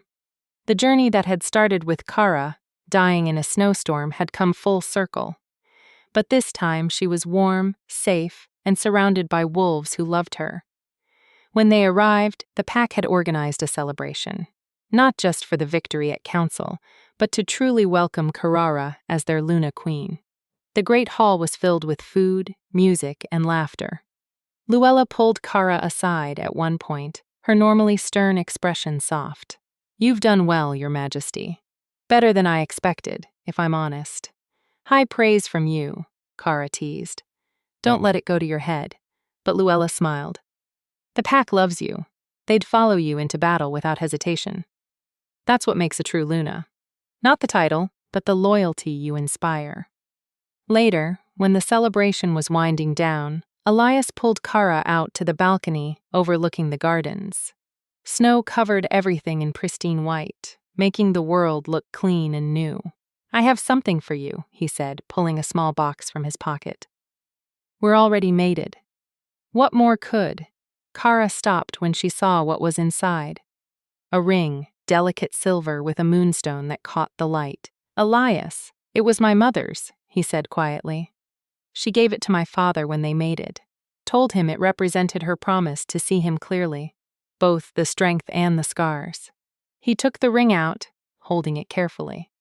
"I want you to have it, not because tradition demands it, but because I choose you, Kara. Every day for the rest of my life. I choose you too," she whispered as he slipped the ring onto her finger. "Even though you're stubborn and overprotective and terrible at expressing emotions without a strategic purpose. I'm working on that last part." "I know. It's very entertaining to watch." She kissed him soft and sweet. "I love you, my alpha, my mate, my home.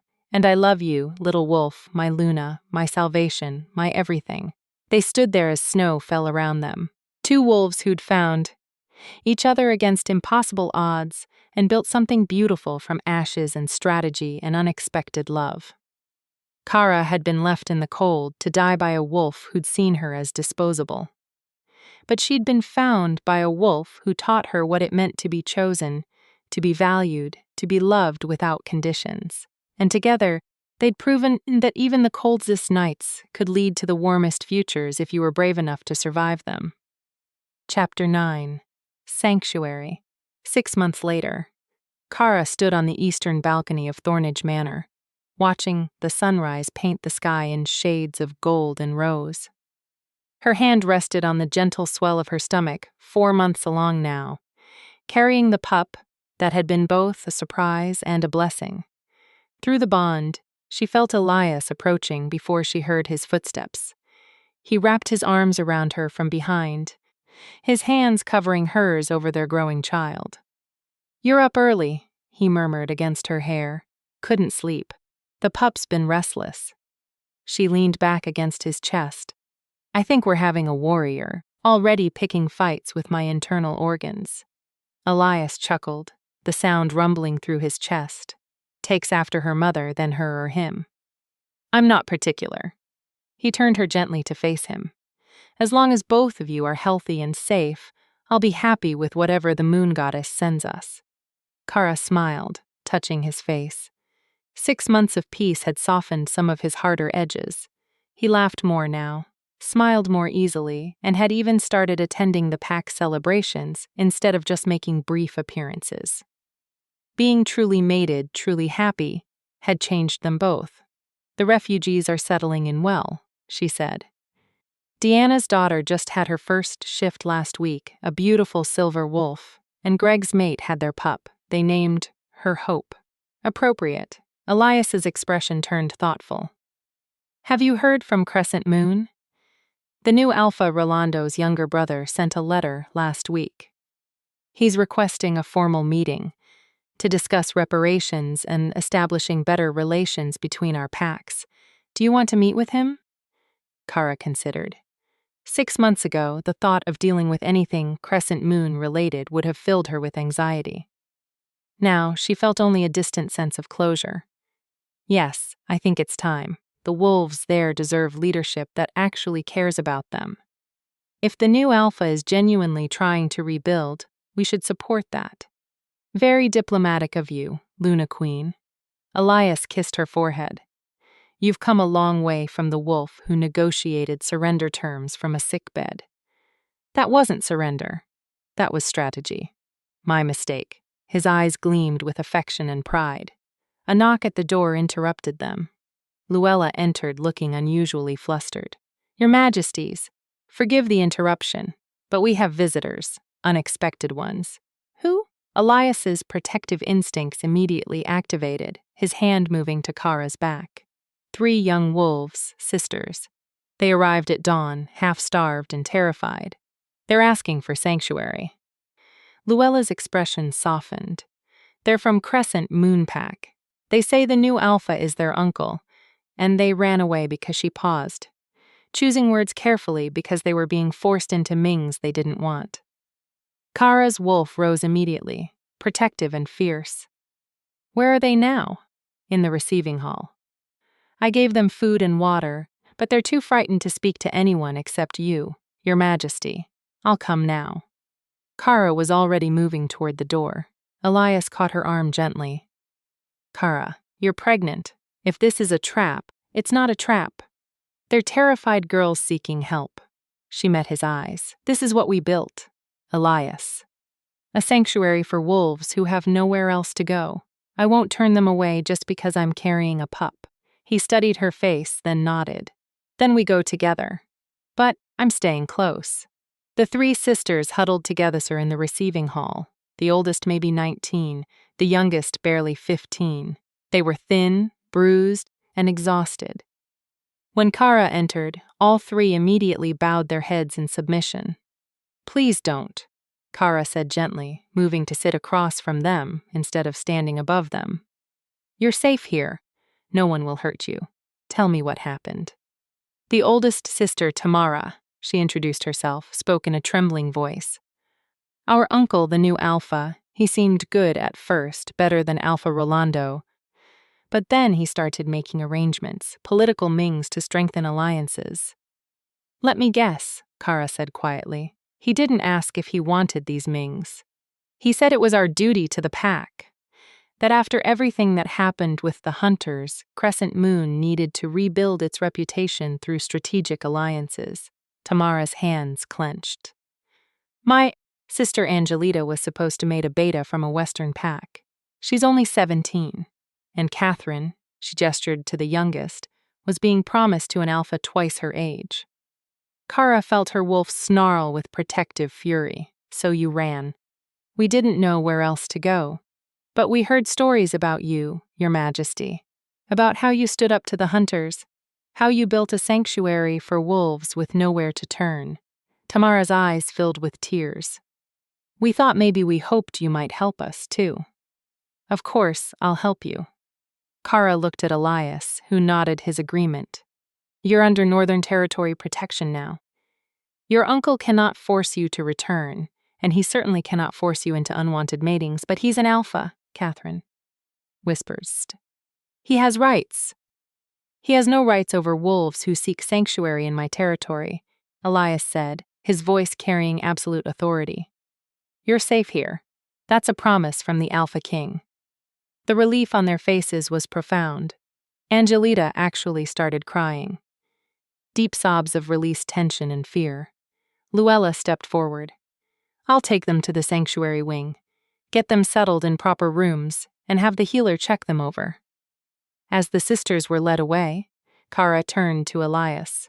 We need to send a formal message to Crescent Moon's new alpha. Make it clear that forced Mings are not acceptable and that any wolf seeking sanctuary here will be protected. Agreed.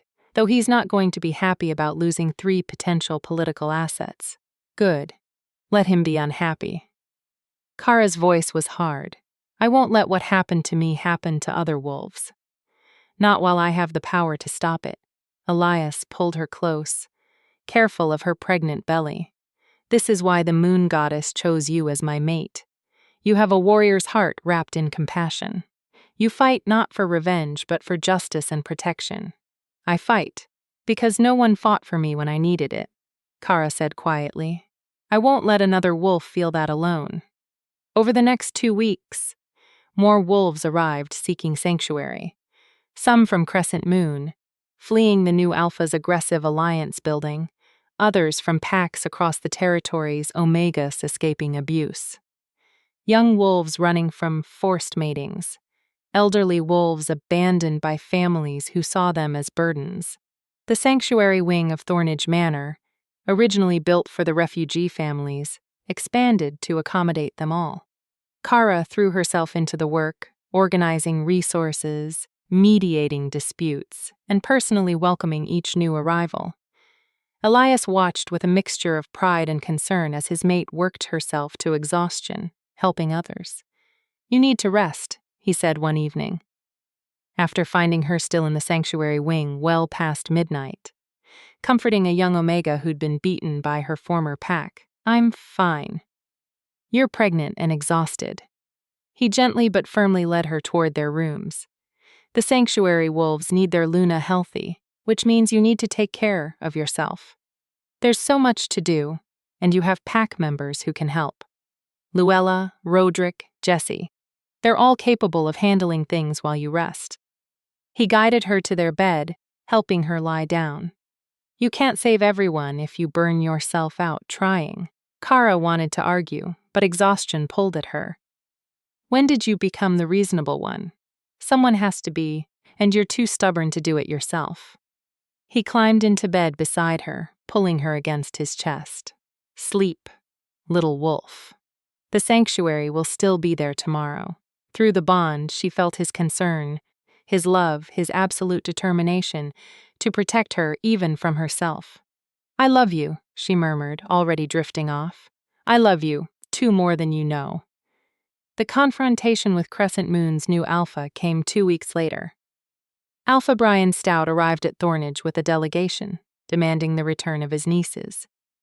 They are Crescent Moon wolves, he argued in Elias's informal receiving room. They belong to my pack.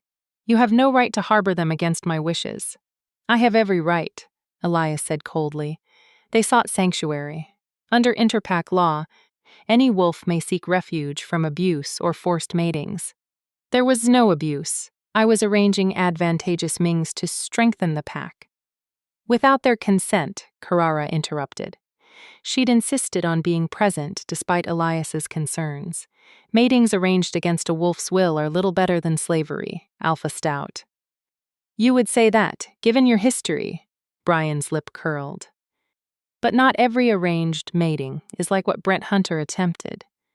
Sometimes wolves must sacrifice personal preference for the good of the pack, and sometimes alphas use pack good as an excuse for treating their wolves as bargaining chips. Kura countered. Your nieces are not property, to be traded. They're wolves with their own lives, their own choices. They chose to leave your pack. I'm honoring that choice. This is outrageous. The council supports sanctuary rights, Elias said. I've already confirmed it with Gerard Sparks. You have no legal recourse to force their return. Brian's eyes flashed yellow with frustrated rage. You're harboring my pack members. That's tantamount to an act of aggression. No, I'm protecting wolves who asked for help. There's a difference. Elias stood using his superior height and alpha dominance to full effect. But if you want to call it aggression, by all means, take it to the council. I'm sure they'll be very interested to hear about your forced mating practices.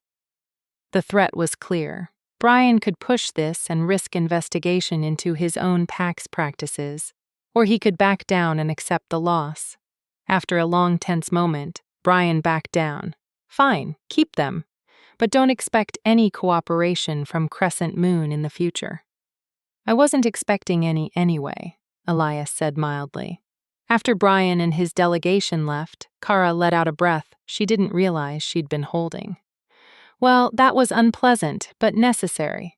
Elias pulled her close. You were magnificent. The way you stood up to him, defended those young wolves. He kissed her softly. I'm proud of you. I just did what was right. Exactly. That's what makes you a true Luna. He placed his hand gently on her belly. Our pup is going to have an incredible mother. Kara felt tears prick her eyes. Pregnancy hormones made her more emotional than usual, and an incredible father. One who supports his mate's crazy sanctuary projects, even when they cause political headaches. They're not crazy, they're important. His voice turned serious. What you're building here, Kara, it's changing how packs think about protecting their vulnerable members. Other Lunas are watching you, learning from you. You're creating a legacy that will outlast both of us. A legacy built on survival and second chances. The best kind of legacy. He kissed her forehead. Now come. You've had enough politics for one day. Let me feed you dinner, run you a bath, and take care of my pregnant mate properly. I'm not helpless, you know. I know, but you're also not alone anymore. Let me help carry the burden sometimes. Kara looked at this wolf who'd saved her life, married her for strategy, and somewhere along the way had become her true partner in every way that mattered. Okay, she said softly. You can take care of me just this once. I'll take what I can get. Elias said with a smile, leading her toward their private rooms. Through the bond, Kara felt his love, his pride, his absolute devotion. And she sent back the same gratitude for the second chance he'd given her. Love for the wolf he'd become with her, and hope for the future they were building together. She'd been left to die in the cold by a wolf who saw her as disposable, but she'd been found by a wolf who taught her she was invaluable. And together they were creating something beautiful. A sanctuary not just for homeless wolves, but for the love they'd found in the most unlikely circumstances. Chapter 10. Legacy. 1 year later, the autumn sun filtered through the trees surrounding Thornage Manor, painting the grounds in shades of gold and crimson. In the newly expanded sanctuary wing, over 60 wolves had found refuge, a number that still astonished Carrara every time she thought about it. But today wasn't about the sanctuary. Today was about family. Kara stood in the nursery, gently rocking a 6-month-old pup with silver eyes and dark hair. Her daughter, their daughter, Hope Collins, named for the emotion that had carried Kara through her darkest moments. "She has your eyes," Luella said, from the doorway. Her stern expression softened by genuine affection, and her father's stubborn temperament. I suspect definitely her father's temperament. Kara smiled as Hope grabbed her finger with surprising strength. She growled at Roderick yesterday, during combat demonstrations, actually growled at 6 months old. Alpha blood runs strong. Luella moved into the room, her movements gentle despite her usual briskness. "The Alpha King is looking for you." By the way, something about the council sending another delegation. Kara side-eyed again. "That's the third one this month. Word of the sanctuary has spread. Other packs want to establish similar programs. They're seeking your guidance. I'm not an expert. I just did what felt right. That's precisely why they want to learn from you." Luella carefully took Hope from Carrara's arms. "Go. I'll watch the little Alpha. She and I need to have a discussion about proper behavior during training exercises." Anyway, Kara kissed her daughter's forehead, breathing in that sweet pup scent that never failed to make her wolf purr with contentment. "Be good for Luella." Hope responded by grabbing Luella's finger and grinning all gums and innocent joy. Kara found Elias in his study, surrounded by maps and correspondence. He looked up when she entered, his expression immediately softening. "There's my Luna," he stood, crossing to kiss her, even after a year and a half together. The mate bond still thrilled through her at his touch. "How's our daughter currently terrorizing Luella with her cuteness?" "You said the council sent another delegation." "Not just a delegation, an invitation." He handed her an ornate letter bearing the council's seal. "Gerard Sparks wants you to speak at the annual Interpack Summit. Share your experiences building the sanctuary. Provide guidance for other packs wanting to implement similar programs." Kara's eyes widened. "Me? Speak to every Alpha in the territories. You've already spoken to them once when you testified against Brent. This time you'll be speaking as an expert, a leader in wolf welfare." His pride flowed through the bond. "They want to learn from you, Kara." "I don't know what to say to them. Tell them the truth. Tell them what it was like to have nowhere to turn. No one to protect you. Tell them about the wolves. You've helped Tamara and her sisters, Deanna and her family. Every wolf who found safety here when their own packs failed them." He took her hands. "Tell them that compassion isn't weakness, it's strength." Kara thought about the journey that had brought her here. From dying in the snow to speaking at the Interpack Summit, from a nobody with no voice to a Luna Queen whose sanctuary program was changing how packs treated their vulnerable members. "Will you come with me?" she asked. "Always. Wherever you go." "I go." He kissed her forehead. "Though I suspect you won't need me there. You're perfectly capable of facing down a room full of alphas on your own. I learned from the best flatterer." A commotion from outside caught their attention. Through the window, they saw Jesse running toward the manor, his expression urgent. "That's not good," Elias muttered, already moving toward the door. They met Jesse in the entrance hall. He was breathing hard, having clearly run at full speed in wolf form before shifting. "Your Majesties, we have a situation at the eastern border. A pack may be 50 wolves seeking sanctuary, but they're not refugees. They're warriors." Kara and Elias exchanged glances. Warriors seeking sanctuary was unusual and potentially dangerous. "Who sent them?" Elias asked. "That's the thing, Your Majesty. They're from Crescent Moon Pack. Alpha Bond sent them." Jesse's expression was grim. He's dismantling his pack. An hour later, Kara and Elias stood at the eastern border, facing 50 battle-hardened wolves, led by a scarred warrior who introduced himself as Aaron Darling. "Alpha Brian is stepping down," Aaron explained, his voice weary. "After your sanctuary became public knowledge, more wolves started questioning his leadership, demanding better treatment, refusing forced matings, calling for reforms." He shook his head. "Brian couldn't handle it, couldn't adapt. So he's dissolving Crescent Moon Pack entirely." Wolves are scattering to different territories, seeking better leadership, and you're all coming here. Elias asked carefully. If you'll have us, Your Majesty. Aaron looked at Carrara. We heard what you did, how you survived the hunters, built a sanctuary, protected wolves who had no one else. We want to serve a Luna like that, an alpha king who supports her. Kara felt the weight of 50 pairs of eyes on her. These were warriors, wolves, who'd served Crescent Moon for generations. They were offering their loyalty, their strength to her and Elias because of what the sanctuary represented. This isn't a decision I can make lightly, Elias said. Integrating 50 new wolves, especially former Crescent Moon warriors, requires careful planning. We understand, Your Majesty. We're willing to undergo any trials, any tests you require. Aaron's voice roughened. We want to serve a pack that actually cares about its members, all of them, not just the strong or the politically useful. Kara touched Elias's arm. Through the bond, she sent her thoughts. They're seeking exactly what I sought. A second chance, a place where they matter. I know, but it's a risk. Everything worth doing is. Elias studied the 50 warriors, then looked at Aaron. You'll undergo integration trials, training with our warriors, evaluation by our pack council, proving your loyalty isn't just convenience. It won't be easy. We don't expect easy, Your Majesty. We expect fair. That's more than we had before. Then welcome to Northern Territory. Elias's voice carried the formal weight of acceptance. You are under my protection now. Betray that trust and you'll face my justice. Uphold it, and you'll find a pack that fights for each other. The 50 warriors bowed as one, a gesture of respect and submission to their new Alpha King. As they were led toward the manor for processing, Carla leaned against Elias.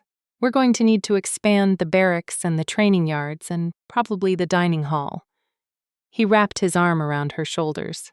Your sanctuary program just absorbed an entire pack's worth of warriors. Our sanctuary program, she corrected. I couldn't do any of this without you. We make a good team, the best team. They watched the warriors disappear into the manor, the sun setting behind them in brilliant oranges and purples. Crescent Moon Pack is truly gone, Kara said quietly. The pack that tried to kill me, that hurt so many wolves it's dissolved. Does it feel like closure? It feels like justice. Not the revenge kind, but the rebuilding kind. She turned to face him. The wolves who served under corrupt leadership get a second chance. The sanctuary provides refuge for the vulnerable. And she placed her hand over his heart. We built something better from the ashes of what tried to destroy us. Elias covered her hand with his. I love you. Did I mention that today? Once or twice. But I don't mind hearing it again. I love you, Kara Collins, my mate, my Luna, my partner in building impossible dreams. He kissed her softly. And I'm grateful every day that I chose to stop on that forest road. Best decision you ever made. Second best. The first was marking you as mine. Also the most strategic. He agreed with a smile. Though somewhere between strategy and survival, it became the most important decision of my life. They walked back to the manor together. Hand in hand, the mate bond humming contentedly between them. 3 months later, the Interact Summit. Kara stood backstage at the Grand Hall, smoothing her formal Luna Queen attire for the 10th time. Beyond the curtain, she could hear the murmur of hundreds of wolves, every alpha, Luna, and beta of significance in the territories. Nervous? Elias asked, adjusting his formal jacket, terrified. What if I mess up? What if they don't listen? What if? He silenced her with a kiss. You face down murderers, corrupt alphas, and me when I'm being unreasonable. You can handle a speech. You're never unreasonable. I'm frequently unreasonable. You just handle it well, he smiled. Now go out there and show them why you're the Luna Queen everyone's talking about. Gerard Sparks's voice boomed through the hall. Distinguished guests, it is my honor to introduce Luna Queen Kara Collins of Northern Territory. She will speak to us about sanctuary, compassion, and the future of interpack relations. Carrara took a deep breath, squared her shoulders, and walked onto the stage. Hundreds of eyes turned to her. For a moment, she was back in the snow, dying powerless. Then she felt the mate bond Elias's steady presence, his absolute faith in her, and she remembered who she'd become. "Thank you, Council Head Sparks," she began, her voice steady and clear. "A year and a half ago, I was dying in the snow, left there by wolves who saw me as disposable, as a problem to be eliminated. I had no power, no voice, no hope. The hall was silent, every wolf listening intently. I survived because one wolf chose compassion over convenience. Alpha King Elias found me, saved me, and gave me the protection I needed to seek justice. But more importantly, he gave me the opportunity to ensure other wolves wouldn't face the same abandonment I did." She walked to the center of the stage, making eye contact with alphas throughout the hall. The Northern Territory Sanctuary wasn't built on grand plans or political strategy. It was built on a simple truth. Every wolf deserves protection, care, and dignity. Not just the strong, not just the politically useful, every wolf. She told them about Tamara and her sisters escaping forced matings, about Deanna reclaiming her stolen pension, about the 60 Crescent Moon warriors who chose loyalty to compassionate leadership over loyalty to corrupt tradition. In the past year, our sanctuary has provided refuge to over 80 wolves. Some stayed temporarily and returned to their packs when situations improved. Others made Northern Territory their permanent home. All of them found safety when they needed it most. Kara paused, letting her words sink in. "I'm not here to lecture you about morality. I'm here to share what I've learned. Compassion isn't weakness. Protecting your vulnerable members isn't soft. It's the mark of a truly strong pack. Because a pack that cares for all its wolves, not just the powerful, earns loyalty that can't be bought or forced." She looked directly at several alphas she knew had been skeptical of the sanctuary program. "Some of you think this makes me naive, that I'm creating a haven for weak wolves who should be cast out. But I've seen what those weak wolves can become when given a chance. Warriors who serve with absolute loyalty. Healers who tend your wounded. Teachers who pass on knowledge. Elders who provide wisdom. All contributing to the pack's strength in different ways." Kara's voice strengthened with conviction. The old way of pack leadership. Survival of the strongest. Discard. The rest is dying. It died when Crescent Moon Pack collapsed under the weight of its own corruption. It died when wolves started choosing sanctuary over suffering. It's dying because we as leaders have the power to build something better. She gestured to the assembled leaders. "I challenge you, all of you, to look at your own packs. How many wolves are suffering in silence? How many feel abandoned by the leadership that should protect them? How many would flee to sanctuary if they knew it existed? Then I challenge you to be the sanctuary your wolves need. Create support systems for widows, orphans, and elders. Eliminate forced matings. Investigate financial corruption. Give your wolves a voice in their own futures. Be the leaders they deserve." The hall remained silent, but Kara could see some alphas nodding, some lunas wiping tears, some betas looking thoughtful. "I was left to die because I spoke truth to power. I survived because one alpha chose to listen instead of silencing me. Now I'm asking you to listen to your own wolves, to the ones who are struggling, to the ones who need you to be better." She took a breath, coming to her conclusion. The Northern Territory Sanctuary will continue to provide refuge for any wolf who needs it. But my greatest hope is that someday we won't need sanctuaries because every pack will already be a safe place for every wolf within it. Thank you for listening. Thank you for considering change, and thank you for giving me this opportunity to speak for the wolves who've never had a voice. Kara bowed and stepped back from the center stage. For a moment, nothing happened. Then Gerard Spark stood applauding. One by one, other wolves rose, alphas, lunas, betas, all standing in respect. The applause was deafening. Kara felt tears prick her eyes as she saw the impact of her words. Not every wolf was applauding some. Alphas remained seated, their expressions skeptical or hostile, but enough were standing, enough were listening. It was a start. She left the stage to find Elias waiting, his pride radiating through the bond so strongly it nearly overwhelmed her. That he said, pulling her into his arms, was extraordinary.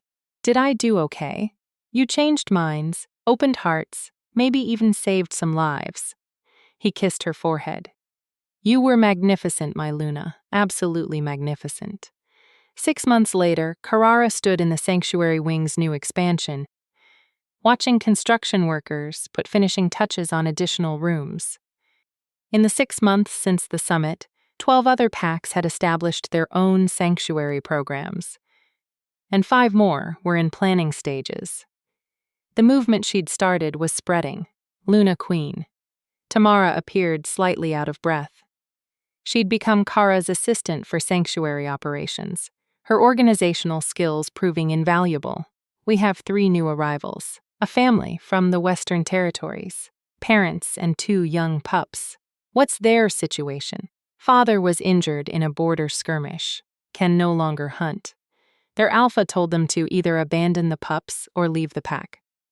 Tamara's expression was grim. They chose to leave. "Send them to the guest quarters. I'll meet with them after I finish here." As Tamara hurried off, Elias joined Kara, Hope riding on his shoulders. Their daughter giggled with delight, grabbing her father's hair. "She's discovered hair pulling," Elias said. "Riley, I may be bald before she's old enough to shift. It's payback for all the times you're overprotective." "I'm not overprotective. I'm appropriately cautious. You growled at a 5-year-old pup yesterday for playing too rough near Hope.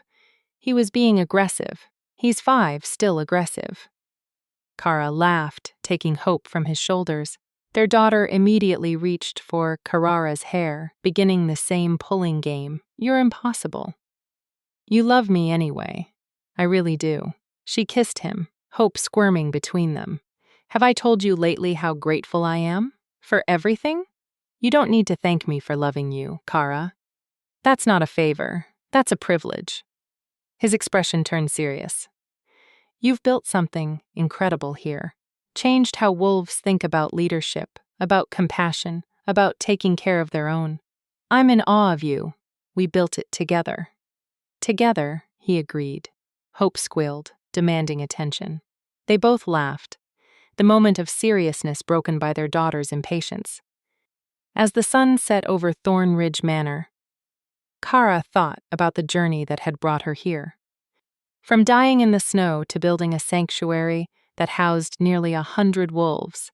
From powerless victim to Luna Queen, whose words carried weight at the highest levels of pack leadership. From abandoned and alone to mated, loved and surrounded by family and pack. She'd been left in the cold by a wolf who'd seen her as disposable. She'd been found by a wolf who'd taught her she was invaluable. And together they'd proven that the coldest betrayals could lead to the warmest loves, that survival could become strength, that victims could become advocates, and that a single choice on a snowy forest road could change not just 2 lives, but the future of every wolf in the territories. Kara looked at Elias, at their daughter, at the sanctuary they'd built, and the pack that had become her family. This was home. This was love.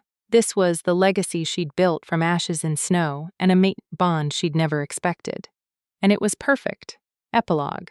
5 years later, the monument stood in Thorn's main courtyard, a statue of a white wolf and a black wolf standing side by side. At the base, an inscription read, "For every wolf who survived the cold and found warmth, for every wolf who was discarded and found value, for every wolf who needed sanctuary and found home. May you always be seen, heard, and cherished." Below that, a list of names every wolf who'd passed through the sanctuary in its 5 years of operation. Some had stayed. Some had returned to their original packs. Some had joined other territories, but all had found safety when they needed it most. Kara stood before the monument with Elias. Hope now 5 years old and already showing signs of alpha dominance. Beside Hope stood their son, 2-year-old Thomas, named for Elias's father who died too young. "Mama, why is there a statue of you and Papa?" Hope asked, her silver eyes curious. "It's not just us, sweetheart. It's for every wolf who was brave enough to ask for help, and every wolf who was kind enough to give it. Like the sanctuary wolves. Exactly like the sanctuary wolves." Thomas tugged on Elias's hand. "Papa, can we play soon? Little Alpha. First, we have visitors." A delegation was arriving. Alphas from 10 different packs, all coming to tour Thorn Ridge Sanctuary and learn how to implement similar programs in their territories. The movement had grown beyond anything Kara had imagined. Sanctuaries existed in 23 territories. Now, the interpack councils had established formal guidelines for sanctuary rights, and forced matings had been officially banned by council law. Things were changing slowly but genuinely ready to play teacher again. Elias asked Carrara as the delegation approached. "Always. These wolves matter, Elias. Every single one we help, every program we inspire, every life we change, it matters." "I know." He kissed her temple. "That's why I love you. You never forgot what it was like to need help, and you've spent 5 years making sure no wolf ever feels that alone again." As the delegation arrived, as tours began, as discussions of sanctuary operations and compassionate leadership filled the courtyard, Kara felt the mate bond pulse with contentment. She'd survived the cold. She'd found her mate. She'd built something that would outlast both of them. A legacy of compassion and second chances. And every day she looked at Elias and remembered that fateful choice he'd made on a snowy forest road to stop, to check, to care. That single choice had saved her life and changed the future of every wolf in the territories. Sometimes Kara thought the smallest acts of compassion created the biggest ripples, and she would spend the rest of her life ensuring those ripples reached every wolf who needed them. We've reached the end of Kara and Elias's journey from dying in the snow to building a legacy that changed everything. Now, I'm curious. Would you have accepted help from your greatest enemy? Or would pride have kept you in the cold? Drop your answer in the comments. I want to know what choice you'd make. And if this story touched your heart, leave a like so more wolf lovers can find it. Until next time, may the moon goddess guide you to your fated mate.